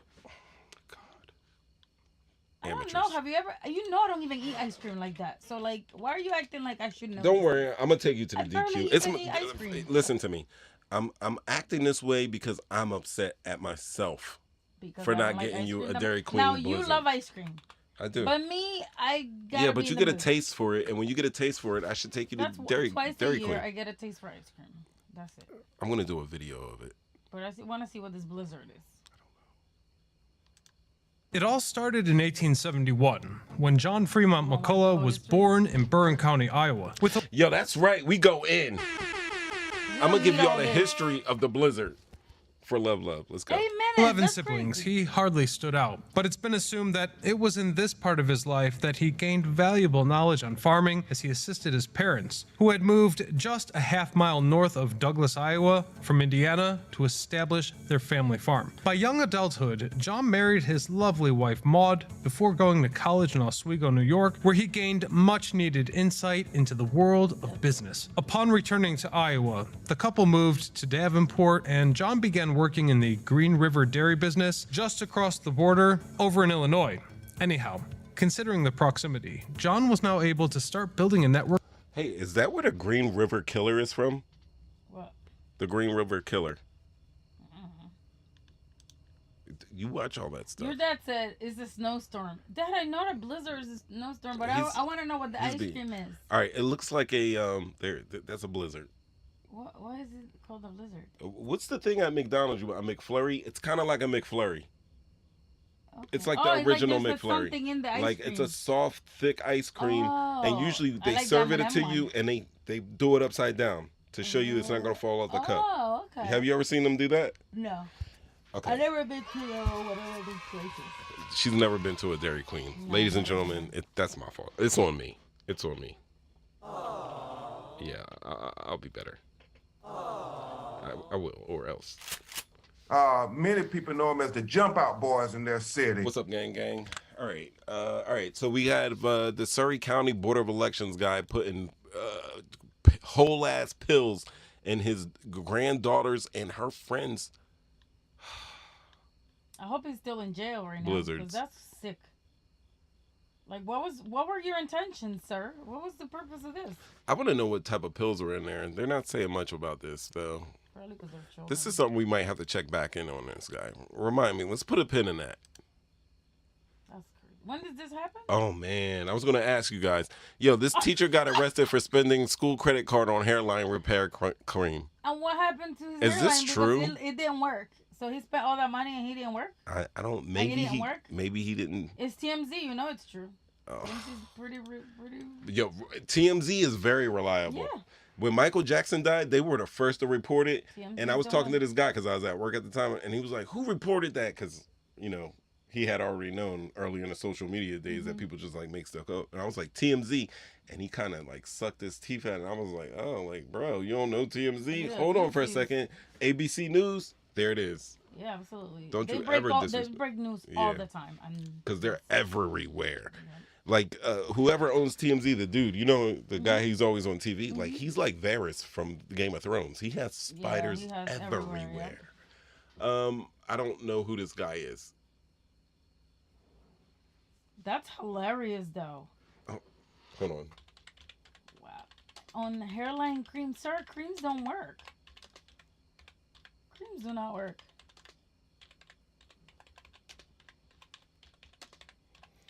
I got it. This is for hairline. We got to get more to this. There's got to be more to this. Oh, it is. Suspended. Oh, wow. Sacrifice. Somebody on Reddit was talking about this. Oh, about this. Sacrifices had to be made. Oh, my God. Yo, for real, I would have let him keep using the card. Bro risked it all for his hairline. They were just making comments right here. That's hilarious. And it didn't work. Look at his hair. Probably people making fun of him. Oh, I feel bad for him. He should have just loaded out. Just shave that crap, sir. Man. Shave it off. They don't have any more to the story right now. I don't know what school district he's from. Right, this is from 2 days ago. Oh, is it? Oh. They're just...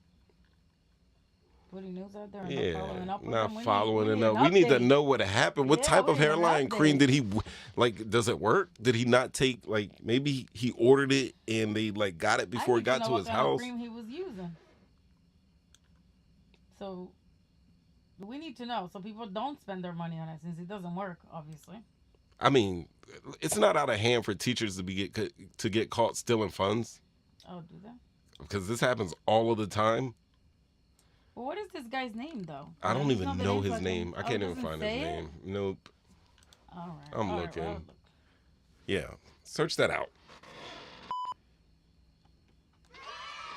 That's crazy.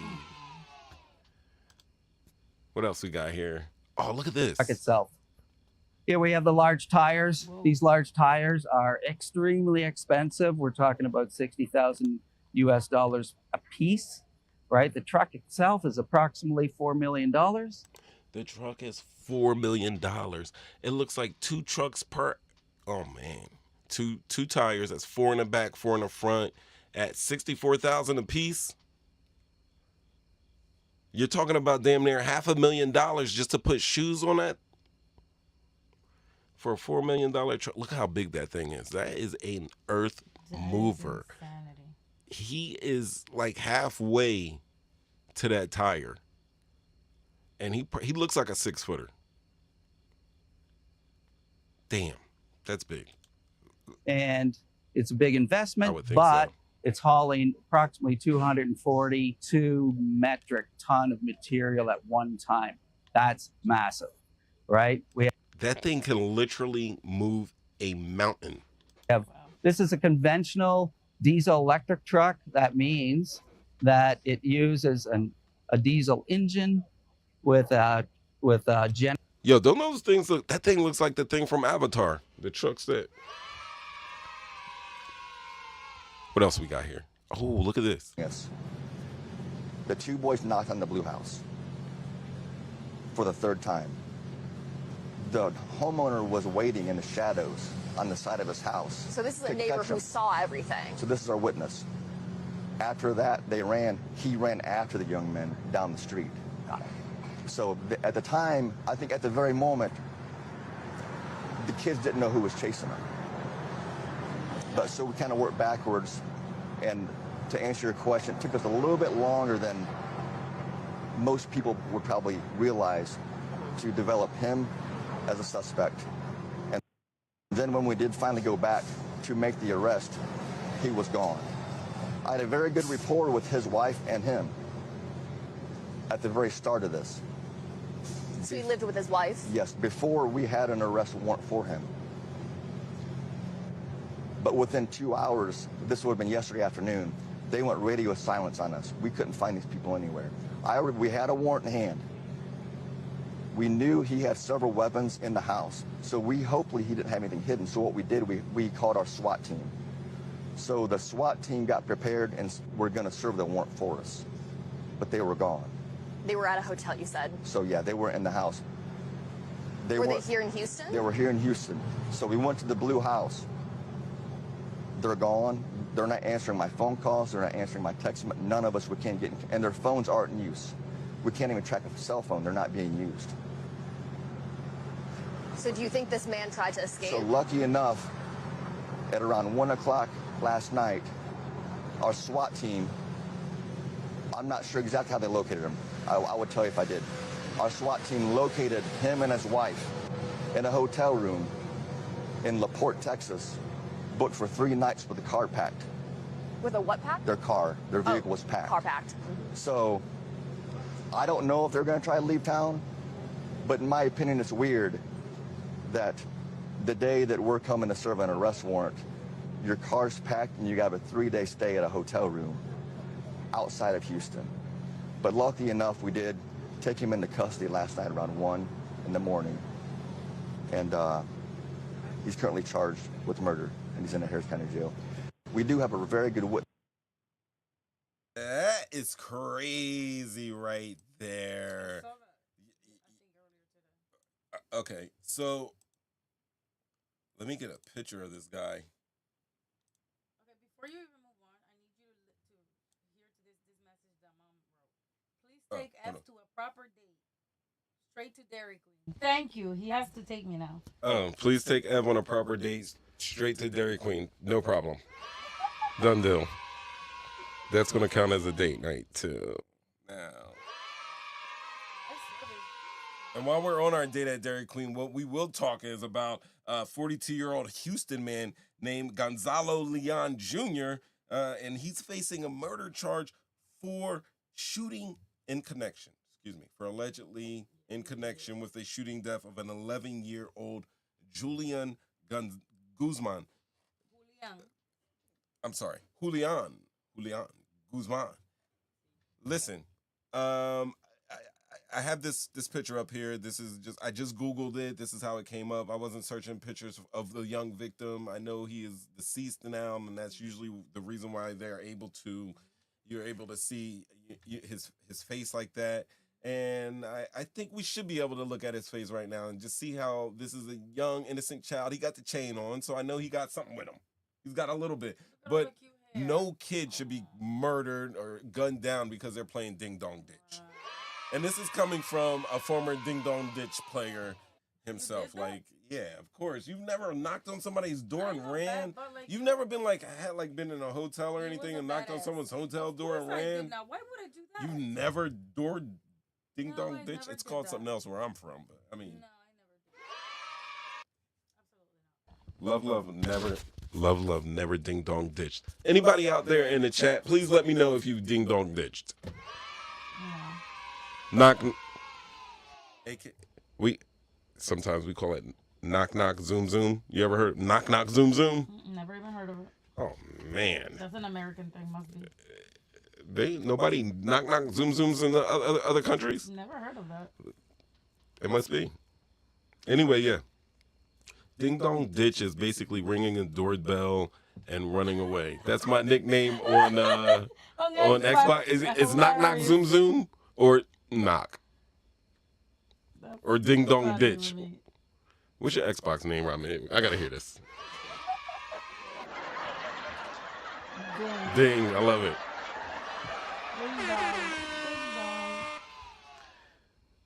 Right, so Julian and his cousin knocked on Leon's door. As they ran, Leon allegedly emerged from hiding, fired a shot into the ground, then shot at the fleeing kids, striking Julian in the back. The child died the next day in a hospital. No self-defense claim is obviously, that's not going to fly here. When they searched Leon's home, they revealed he had more than 20 firearms, including rifles, long guns, and handguns. Going back to what I've been saying week in, week out, America has more guns than people, But honestly, most of the people who have owned guns really owns a lot of guns for everybody else. I don't think that as there's many Americans owning guns as Just many. yeah. I mean, many It's people just owning a lot of guns. There's like a little bit of people that own a lot of guns. I mean, he could have. It looks like 20 firearms. You I mean, can get. this You is can make sure the Texas. whole That's block has something to use. Guns are very popular. Gun ownership. I mean, they are in Texas too. So, you know what I mean? Yeah. All right. So originally, the charge with murder, the prosecutors have since bumped it to capital murder, which in Texas brings the possibility of the death penalty, and he is being held on $1 million bond. And now the public reaction so far has just been sickening disbelief. The neighbors are shell-shocked because they want to know how a harmless prank ends up with a kid being murdered. Ding-dong ditching is annoying when it happens to you. That's never happened to me, but I mean, that's crazy. And that's why you do it, to But annoy you don't people. kill someone because someone rings your doorbell, do you? No. He should have hid just like he did, but he shouldn't have shot him. Maybe threw water on him, prank him back, catch him, curse him out. Say, I'm gonna call your parents. Yeah, spray him with the garden hose. Get out of here, kid. You know, talk with them or whatever. They're just little kids playing around. That's what little kids do. Child. He's not like a big old kid, which could be. You would think, you know what I mean? Like he would think he could be an adult potentially. Yeah, this is no way. This is a child. You can't confuse this kid with a child. I mean, with a grown person. There's no way. Tamir Rice was 12 years old. This kid was 11. He was a small 11 too. Yeah, I'm just fighting a case for Tamir Rice because he should have never been pulled up and shot either. That's crazy, especially from a police officer. But this guy, he's getting some justice with a $1 million bail, so he'll probably most likely be in jail. He won't get out. Serving it out unless he puts the house up. Again. Basically, what they're trying to do is make him put the house up for bail. But no, he won't get out. He won't see the light of the day again. He's there, and I don't think he'll be convicted of capital murder though. No. But but he'll definitely get life. Yeah. I mean, is this something that could get a plea agreement? Can you plead to something like that? Are you gonna? Would somebody bring, guilty, like, as a prosecutor, would you bring a deal to this guy for what he did? No, but he can say, "I'm gonna plead guilty," and then the death penalty is immediately off. Remember that. That's still a deal. That's just a deal. No, he wants to plead guilty. You can plead guilty. That's not a deal. That's a deal. No, because if you plead guilty, the death penalty immediately is off. Is that true? Yeah. Like once you plead guilty, the death penalty's off. Oh man. Yes. All right, I gotta fact check this one because I'm not sure about this. Yes, it is. Well, I think in most of the cases I've seen, Maurice. Because that's a deal. He was like 10 years old. Oh wow, 10 years old. What happened to him? What? Your dad said his friend went to court for ringing the doorbell. What happened to him? He didn't go to jail. My friend went to court for ringing the doorbell. He was like 10 years old. I hid behind the door. He didn't snitch on me. He took the rap. Pops calling. So I see where you get it from. It's from your dad. Pops was out ding door ditching. I ain't know. He ain't gonna tell you that. Come on. All right, so it's still a prosecutor still decides whether to seek the death penalty or not. Often defense attorneys will negotiate with prosecutors. That a negotiating is making a deal. Sentencing phase still happens in capital cases. Even during a guilty plea, there still may be a separate sentencing hearing where aggravating and mitigating factors are presented. Jury could still recommend death penalty unless the state agreed beforehand not to seek it. Yeah, usually there they don't. Go. I'm telling you. I mean, usually they don't, but that's because they made a deal. But I made that after my original question. My original question was, if you were a prosecutor prosecuting this, would you even say, "Here, take this deal"? Yeah, they do. No. I'm saying in this specific case. I know what you're saying, but they do. Believe it or not, I've seen plenty of cases. Would you, as a prosecutor, in this specific case? Not. That's all I'm trying to know. I'm sorry. I thought you meant like in general, prosecutors. Help me. No, me, no. You know how I feel. You know, children are very. No, you don't play with kids. You don't do that. You do not kill a child for no reason. No, for no reason. For no reason at all. You don't ever kill a child. No reason at all. Not for. There's no reason. Especially not for ding dong ditching. No. Richard Hatcher says, I made a mistake and jumped in the wrong car with a white woman and said, let's go. When I look out the car and saw my wife in the next car to me, I'm thankful to be alive. Yo, I've had people do, I've done that. I've pulled on the wrong door and been like, oh, this is not my car. Yo, one time my friend was like, he got in a car, he had money. He put money in somebody's car, went to the store and then came back. He's got a weird story about that. But he said he had a totally different car. Yeah, totally different car. Like he went in there, came out, put the money in there, and was sitting in the car. He said he was sitting in the car chilling, like counting the money and everything, and realized like, yo, this is not my car.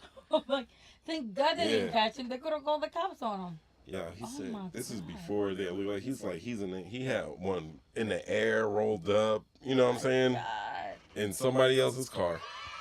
Wow. Crazy. 313-825-5557. If you ever played Knock Knock Zoom Zoom, aka Ding Dong Ditch, also known as, then please call in. Let us know. 313-825-5557. There you go. There you go. There you go. I want to talk about this show of force. I'm not and done how yet. So many of the women that we heard Epstein from survivors had not spoken before, and it was. Is that Dana Bash? Yes. Oh, I be remembering people's names and stuff. Yeah, no, I'm really done with the Epstein. I'm not done with the Epstein stuff. You know what I mean? I would never be done with the Epstein stuff. That's not going to happen. Not on my watch. Totally agree. We need to keep fighting. We got to keep fighting these fights. Those files have to come out. The real files. You think there's real files? The real ones, not the ones Trump's name came off of. No, not at all. Mm-mm. You think there's real files out there? Do you think they're going to show the files though? No. We're never going to get them. Well, Trump's president, no. I mean, we didn't get them when the Democrats were in power either, so. I mean, Trump just said that this is a hoax. You know what that means? That he is basically saying, oh, they're effing around. This is pretend. I don't have to do anything. No, I think the people that are involved in this case are the ones that are the actual people who influence world policy, or people high up there that can influence entire global policy. And I think that's the reason why we're not gonna. It's too many people. I think when you realize all of these men that were in a room, you're gonna also see that they're all tied together, and we're gonna realize that it's not just some type of sexual perversions that they were taking place in. They were robbing the people of the world. The straight up demons sent here to kill, steal, and destroy. Are people not calling their representatives and say, hey, vote for these files to be? Like, why are the Republicans voting no? The Republicans are voting no because they're just mostly in lockstep with the Trump administration. Don't people call them and say, hey, we want you to vote for this, and they usually do. Right, but you got to understand, Trump administration has power, so a lot of these guys, if they don't vote Donald Trump, then they're going to get primary, which means, the GOP is going to send somebody out there to take their spot, and they're really out there trying to keep their jobs. And it comes down to the line in American President where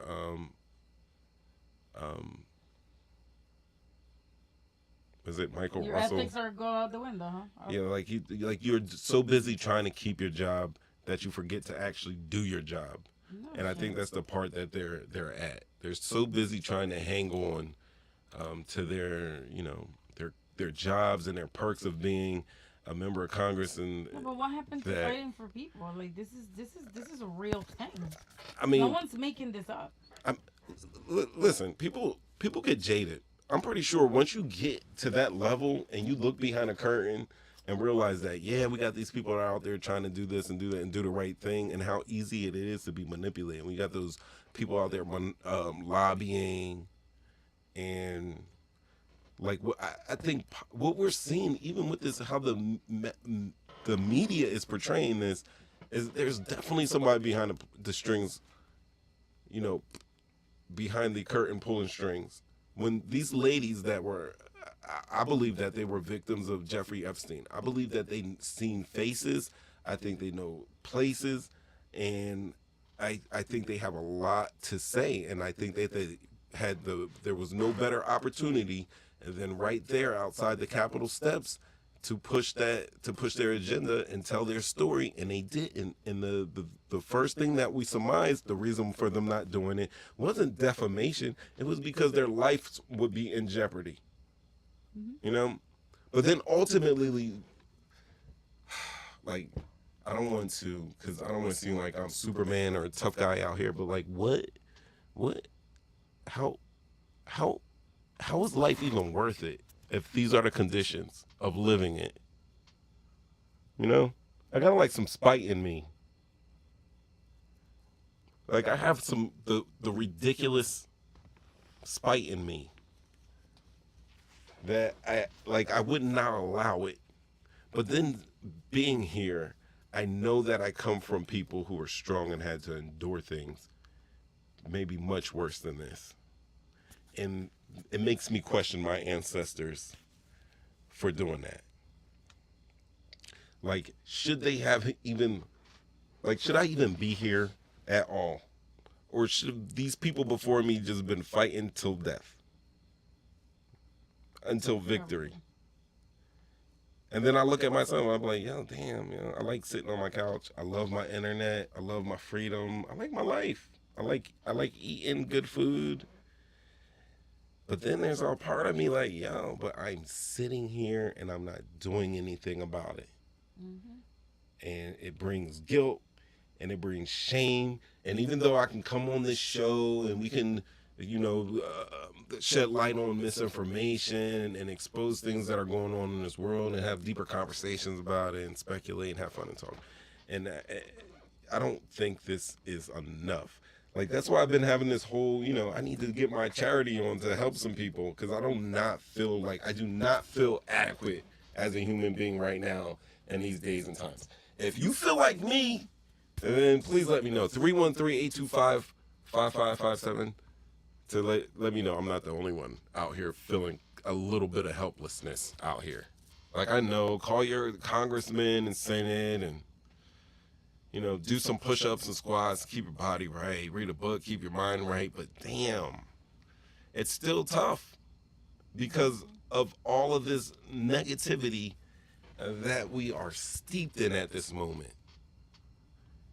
Like, we are living in a incredibly historic moment in time. And I want people to realize that. I got a call in queue. Somebody's been waiting patiently. Wow. Talking shit, getting clicks. More 3 times. Good evening. Good evening. Yep. What's going on, people? You said that so eloquently. Did I? I was like, it's not. But it's just honesty. Like, I do not feel like I have done enough. I feel ashamed and inadequate. I feel like if I was in Butler, PA, I could have easily, if I was on that that roof, I could have easily hit that target. I don't like talking like this. When I talk to people and I be like, yo, even at the weekend, we were like, yo, is he dying? Like, people are like afraid, like, you're not supposed to wish that on some people. Yes, the hell we are. I think that's the point. Like, I want to flip all of this bullshit that we've been indoctrinated with. We're supposed to be good people. We don't talk ill of people. And this superstition is, this MF needs to go. He needs to go with the capital G, the O there, and like exclamation mark. He needs to go.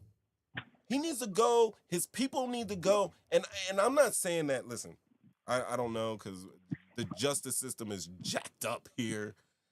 Like, handcuffs and a perp walk would do me good, along with a O.J. Simpson type media coverage of the trial, ultimately being found guilty and sentenced to something that would make, I don't know, that would make me weep tears of joy. Either that or guillotine, hanging, not just him, all of his people. Because they're out here killing, they're destroying, they're stealing from us. And I'm sitting here and I gotta bite my tongue, but no, that's how I really feel. This MF should go. There it is. If there's some karmic energy and it's gonna bounce back on me, I don't give a fuck with wings. It is what it is. But this is the point where we are. That's it. That's how I'm feeling. I know you called in, you wanted to talk, and now I'm venting. So I mean, if you want to hang up because you don't want to be a part of this like conversation that gets here, because I understand that it's easier for the Secret Service to pull up on me. Like I don't have any plans to do anything. You know, I mean, me talking right now is probably making it worse. But any thoughts? Any thoughts on that? I think that you know, you said, you know, we're in a very important time in our life. These are like, you know, really kind of teetering moments. They can go one way or the other.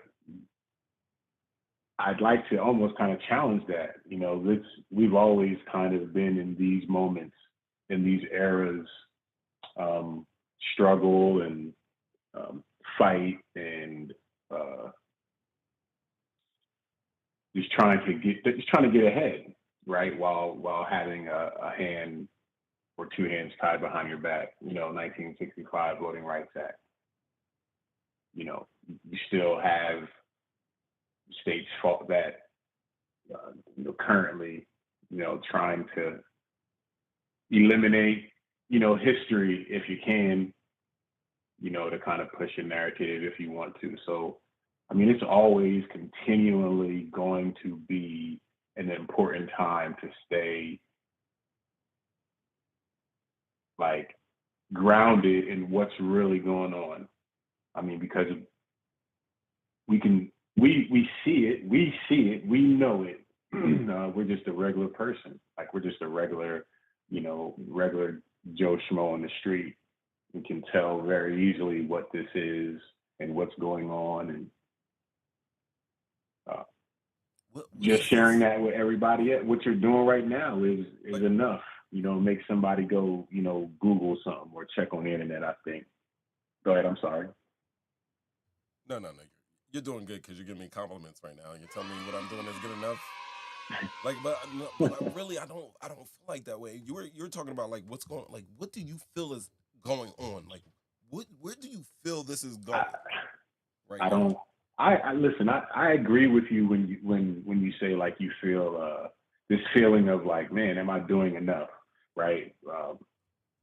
I think maybe a part of that comes from historically, you know, we're obviously we serve, right? You just want to serve. We see ourselves as at the base level, like, you know, serving our country and doing the right thing morally, ethically, right? And what's going on now, you know, what's going on, we're doing is kind of talking about it, right? But man, this stuff is supposed to happen, bro. Like, they want it to happen. You know, they want Gaza destroyed. They want war. They want destruction. These people want to make money. They want to keep making money. And ultimately, it's going to cause their downfall. We may not be around to see it. We may not even be around to experience it, but it's going to, bruh. The first gonna be last, and the last gonna be first, bro. So everything that they doing now, trying to save up, trying to make all this money, it ain't gonna mean nothing. Trying to corner the market, have monopolies, it ain't gonna mean a damn thing, bro. Ain't gonna mean shit. No, not just. I mean, it's more than money. I mean, we're talking about resources. We're talking about this is a fight for resources. This is a fight for. We're talking about our environment as well. I just want to sit at the table. I just wanted to sit at the table and be in the good, in the know. Whether it's fear, which it is, like you said, you know, everybody's locked up because they're scared. But it's not going to be good for them. It's not going to be good for them. It's going to come back. You know, it's going to come back. They will never show or leak or let go all the Epstein files. Because Clinton is on there and Trump is on there and there's some Rothschilds on there. You know, Yeah. I mean, when Joe Biden... Ghislaine is good right now. I mean, when Barack Obama didn't release any of these files, or because we know there's people that are, you know, that serve both of those wings of politics that are on there. The quote unquote establishment is being and conducting itself as the establishment. And the establishment likes to poke on little babies. There we go. That's the right one. That should tell you. This is an elected official. This is someone that people put their trust in to convey what they want in government done. Wants to poke little girls. That's not unlike every single body else that's attached to this whole ordeal. This is standard for the course. All right. So, lesson is. Ask him the same question that you asked me earlier. What's the question? Why do you think they're not calling out people out there and like telling their stories about? Will, why don't you think that these people that were out there today, were calling out names? You know what I mean? Like who abused them along with him? Like. Why do you think no one? Why they were names? not? Yeah. Why do you think names are not being called out? Why do you think? Why do you think names they're weren't being scared. called out? Do you think that is because they're scared? Like, I don't know. Like you see, the fear thing makes sense, but at the same time, you're standing on a podium. True. Talking about the case. Mm-hmm. I mean, one would assume if you have names, you're going to name these names. Why didn't you name these names here? What are they waiting for? Are they waiting for? Are they? Is it a point where they could just be vying for? All right, we're going to get these files opened up, and now we're going to have a testimony type of deal where you get to come down and testify in front of Congress, and now we can pull those names out. I don't know what the agenda is. I have a question. Do you? Okay. Were they reading statements or were they speaking from the heart? It seems like they were reading statements that were written from the heart. That were vetted by someone else. Right. Yeah. I'm pretty sure they got a PR person. Yeah.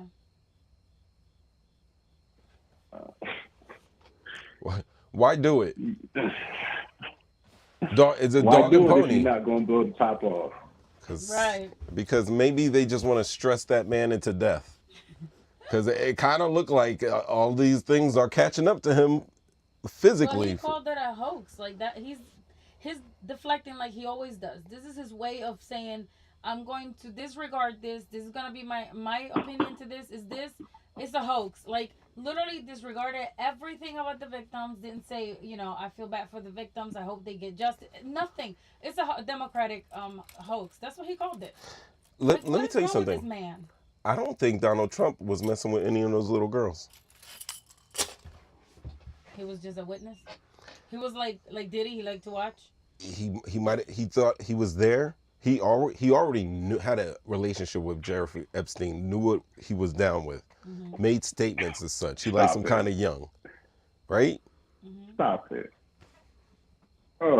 You think he was with those little girls?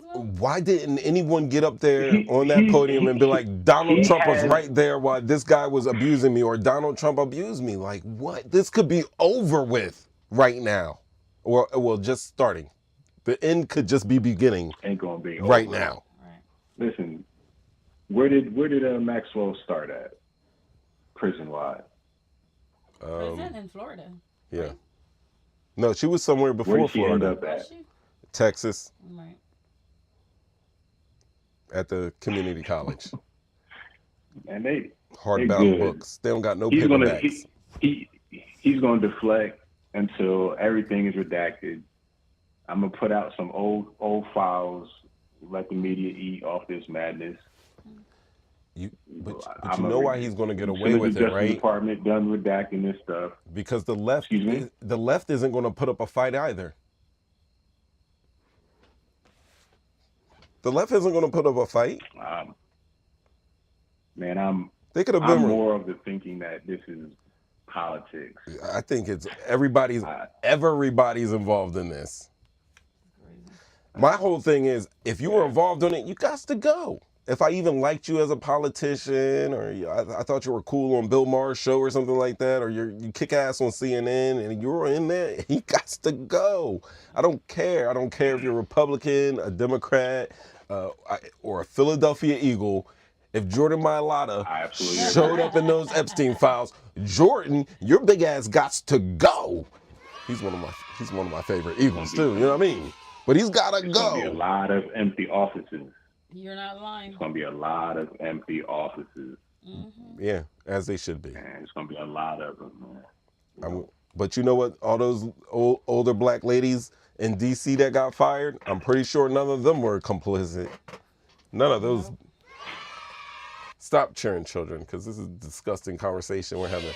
Hey, I got another caller in here. Let's see. Let's make some room. Let's make a little room here. Talking shit, getting clicks, we episodes, Mo 3 times in the building. Who we got with us? Hey, you got Flashback in the house, and I like your T-shirt.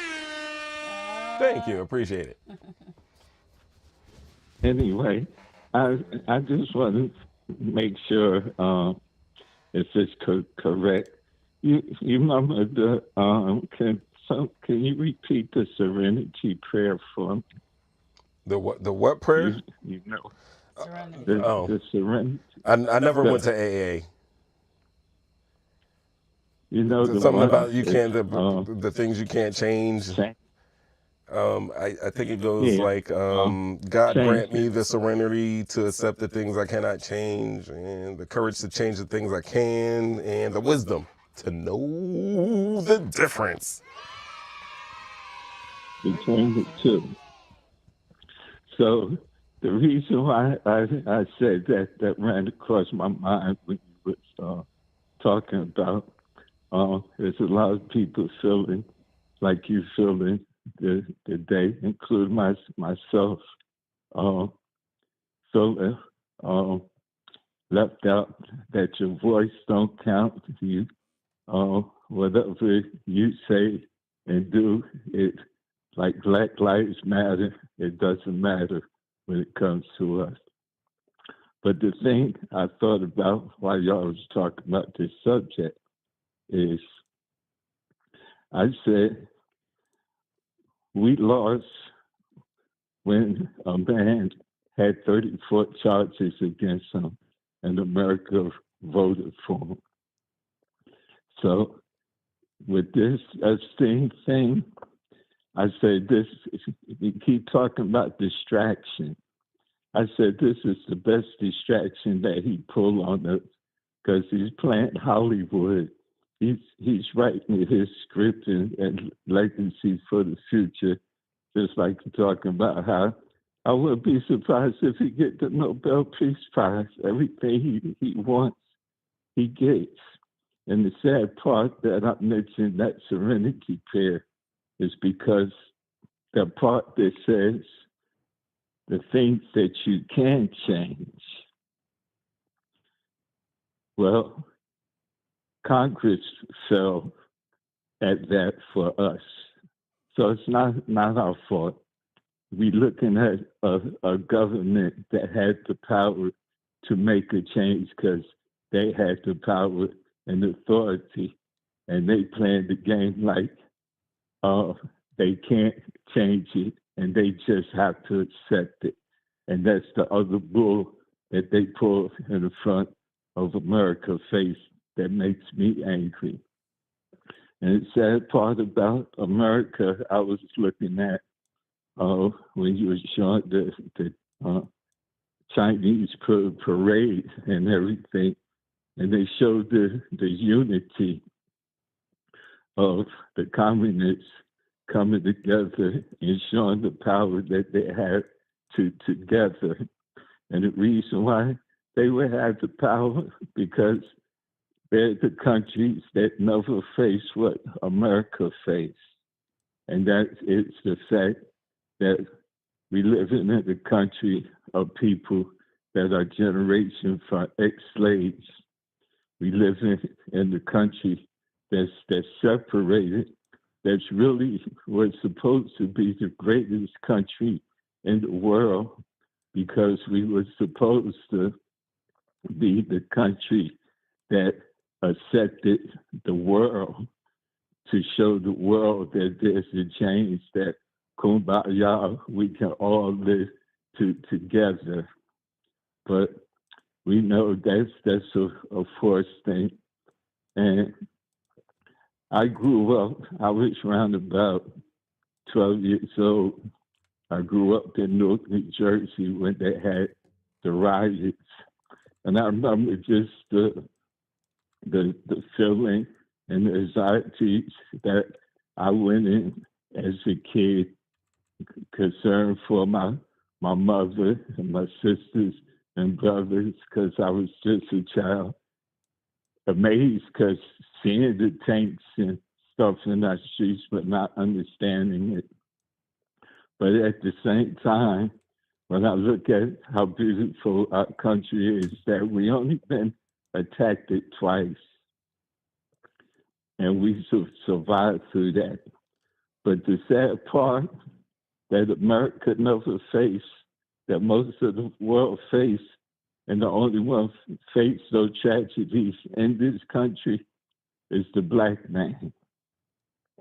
And the thing I look at, that I laugh at, and I pray that it never happened to our country, and that we never do lose the fact of not having our gates protected, because I laughed when it came to COVID.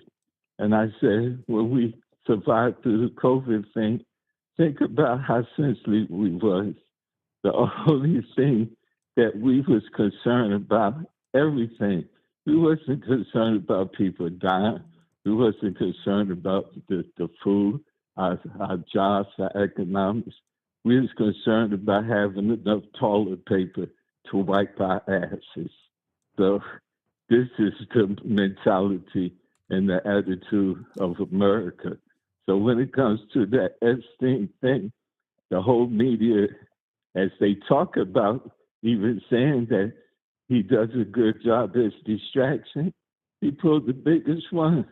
He put Hollywood on us. We weren't about and thinking about these papers being open and exposed. So if it's exposed, what?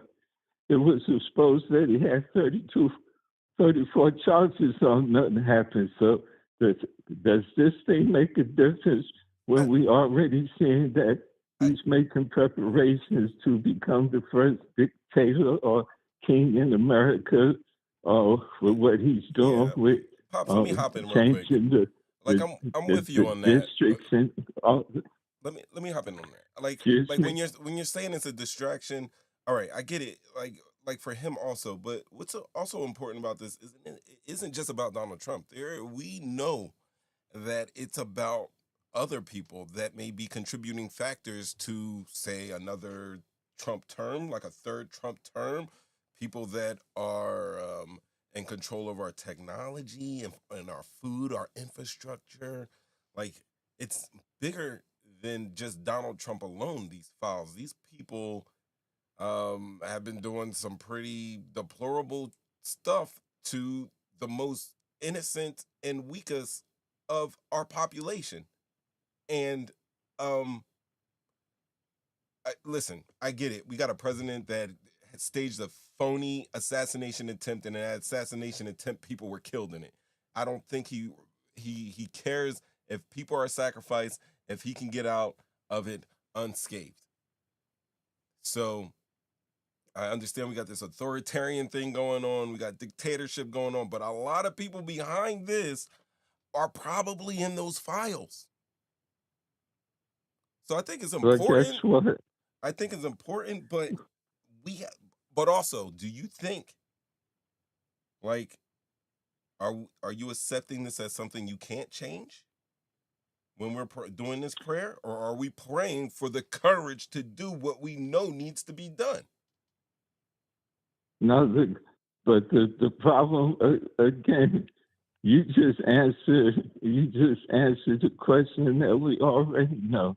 Is for the fact that, like you said, if the president of the United States is the president of the United States under his record and everything that we have already know and was disposed about him, the whole thing that you just said, doesn't matter that we already know if one man was protected that way, and if the rest of the presidents of the United States, ex-presidents or governors or the wealthiest men in the country is on that page, what makes the difference from what we already went through of 400 and some years of history?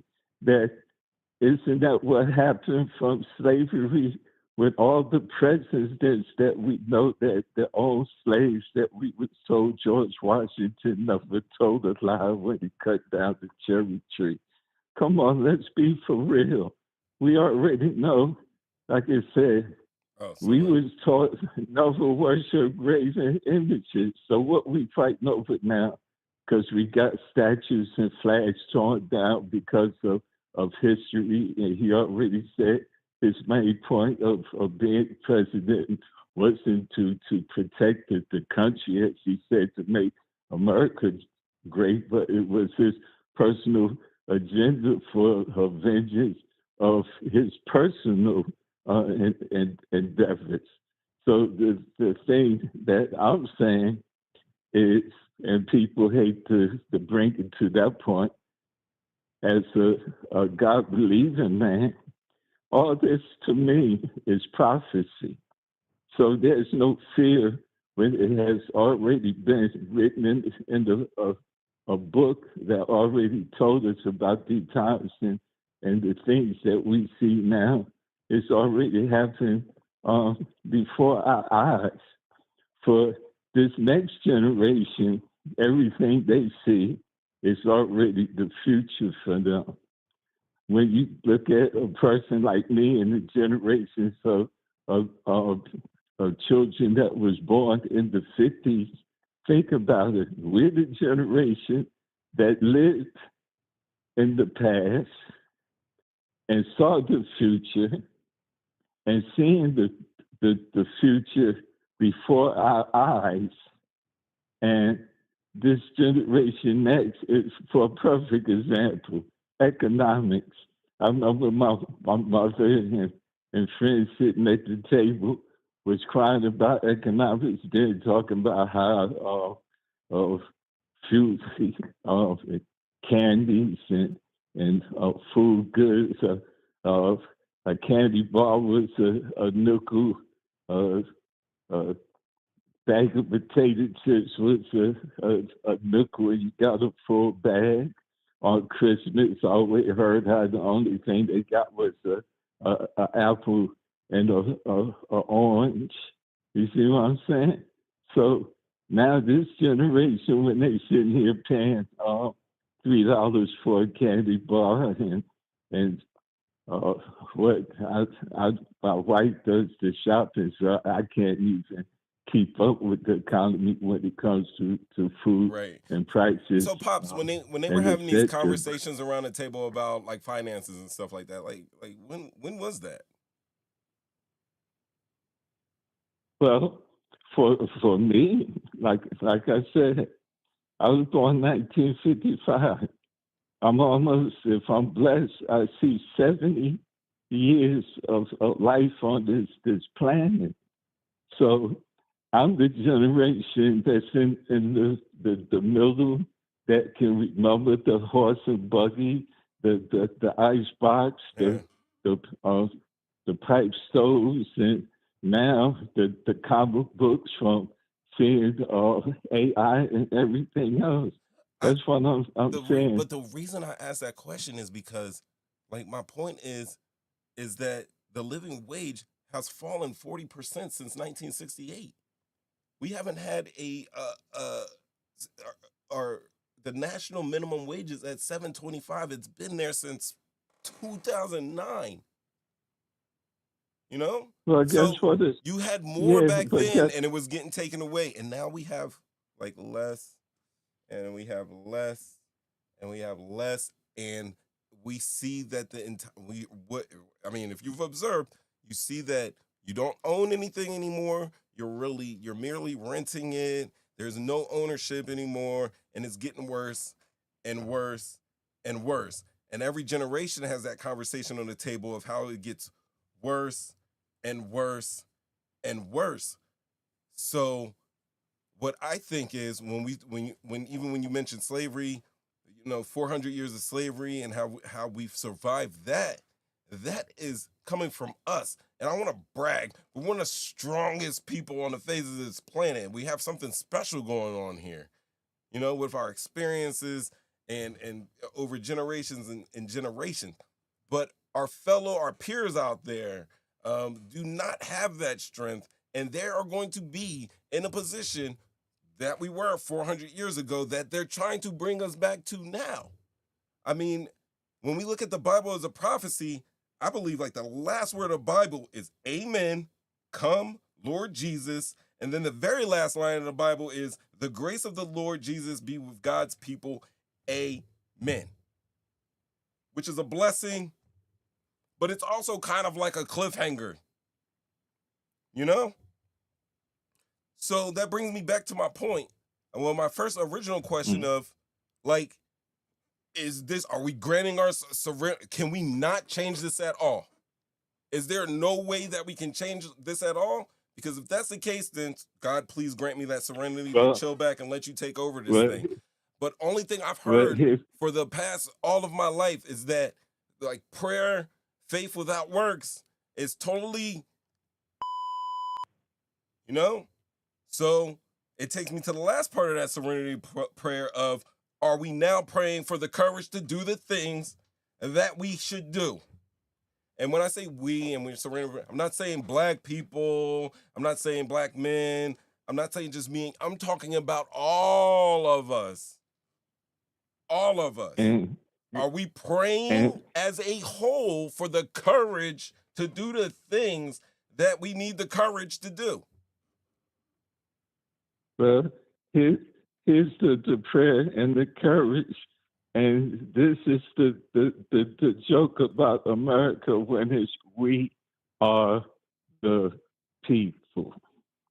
And the thing that I guess you missed, that my whole thing when it comes to America and the government, as we saying, the main thing that we're supposed to be fighting for today that we say is being a threat of our country is this word called democracy.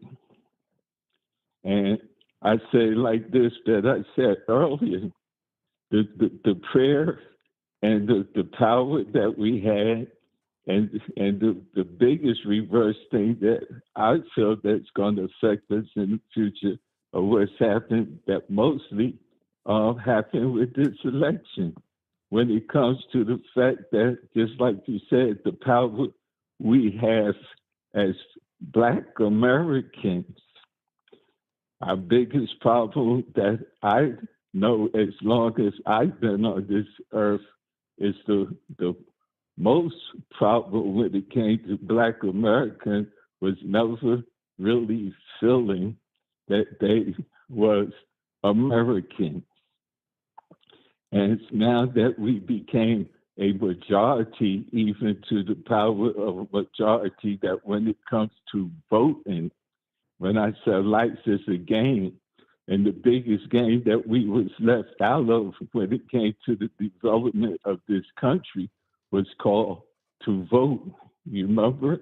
The biggest thing that we suffer and what we're fighting for now when it came to the voting rights, which was 1968, that we're still fighting for, is that they recognize that the majority of us that still considered minorities, were we the majorities when it comes to the government and the game.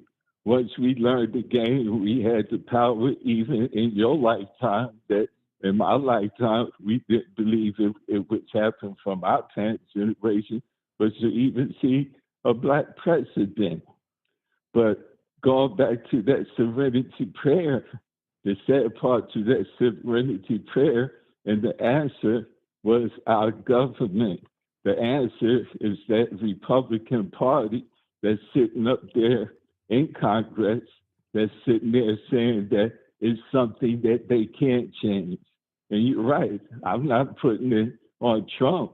We're looking at a whole power structure that we keep forgetting, that the build of this country was on slavery.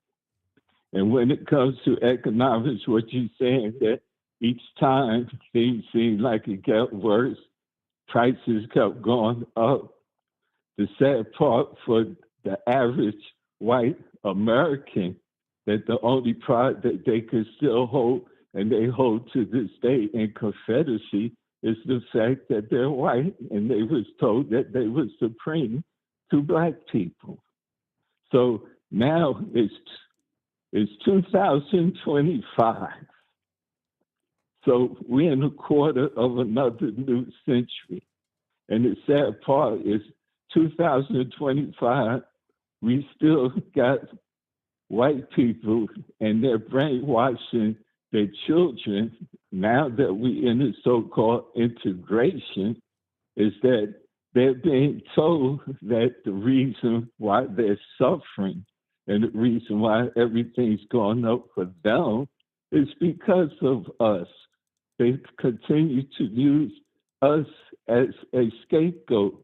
But what they fail to understand in the true united part for us as one people under God, indivisible, with liberty and justice for all, with the Trump family, the Musk that wasn't even American, when it comes to the wealth and the real operation of this country is still slavery.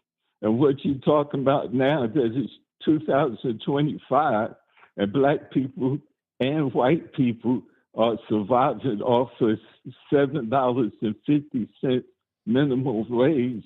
The reason why that never changed, because that was the best idea that they thought about to keep slavery and keep their power. Well, white folks need to wake up and understand that no, it's not just Black folks that was enslaved or in slavery now. It's the most powerful and smart game that the wealthy, racist, prejudiced, control people on this planet, which is Caucasian, realize that with economic slavery, even from the Civil War, they proved to each other that, again, it was brothers and sisters, cousins and uncles and aunts and husbands and wives that was fighting each other and killing each over us. You remember the lady tried, I forgot who she was, that tried to rape that it was never about slavery. You know how they still talk about how good it was for us to be slaves. We was happy people and peaceful. So the big joke is not on us. That's why we sit back and laughing, like you said. The joke is on the middle class and poor white folks that stood on their complexion of their skin, thinking that was going to give them the upper hand when they voted this man in the House, not realizing that the whole game plan is called economic slavery. today they don't care whether you black, Chinese, white, Puerto Rican, Irish, German. They don't care. In this country, it's about economic slavery. That's how they keep their wealth. That's how we keep this country running. And that's how we made it stay poor off the fantasy of the American dream, that we can be like that too. I hope I answered your question. You sure didn't, but yeah. But still, it was great. It's great, always. But I love your show. Thank and the sad part with your show, and the thing that I hope that people would see, that take the opportunity to watch your show, or what you're saying, the power that we have right now is for the everyday American that's sitting here feeling the anxieties, the pressures, the anger, the frustration, that's sitting here listening to the media, that the key words you said and Will said, the fear for their jobs and their economics, which make them economic slaves.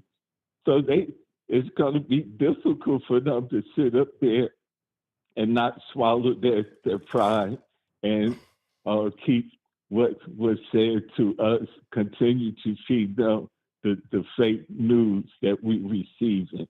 But what we need with the media now is the blessing of the podcast, is to have young men like you and women out of all races, because I'm hearing more white folks sitting up here having the power because of their position of feeling supremacy, that they can talk and speak up more for us than we can for ourselves. When they talk about what they did to us in our history and stuff, we can sit back and listen. What we're talking about is we being reverse racist. You see what I'm saying? Yeah, I get it, and that's cool. When I hear it, then I just know who I'm dealing with.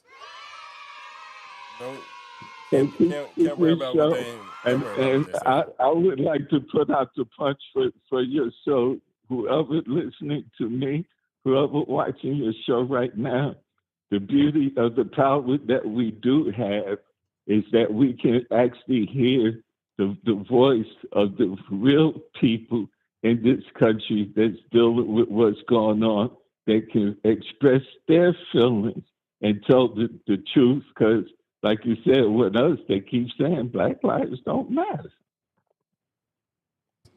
So congratulations to you. Many people know him as the JumpOut Boys in their city. Ladies and gentlemen, number one Jump Out Boy flashback. Oh, you already know when you hear that music what time it is. We're about to get out of here. We live. Love. Will Murphy. Flashback. All on here. We got to talk. He will not give it up. He will not give it up. Even though I'm trying to do my outro. Even though I let him talk for like 15 minutes straight. He still got to get. But hey, Flashback, do the outro for us.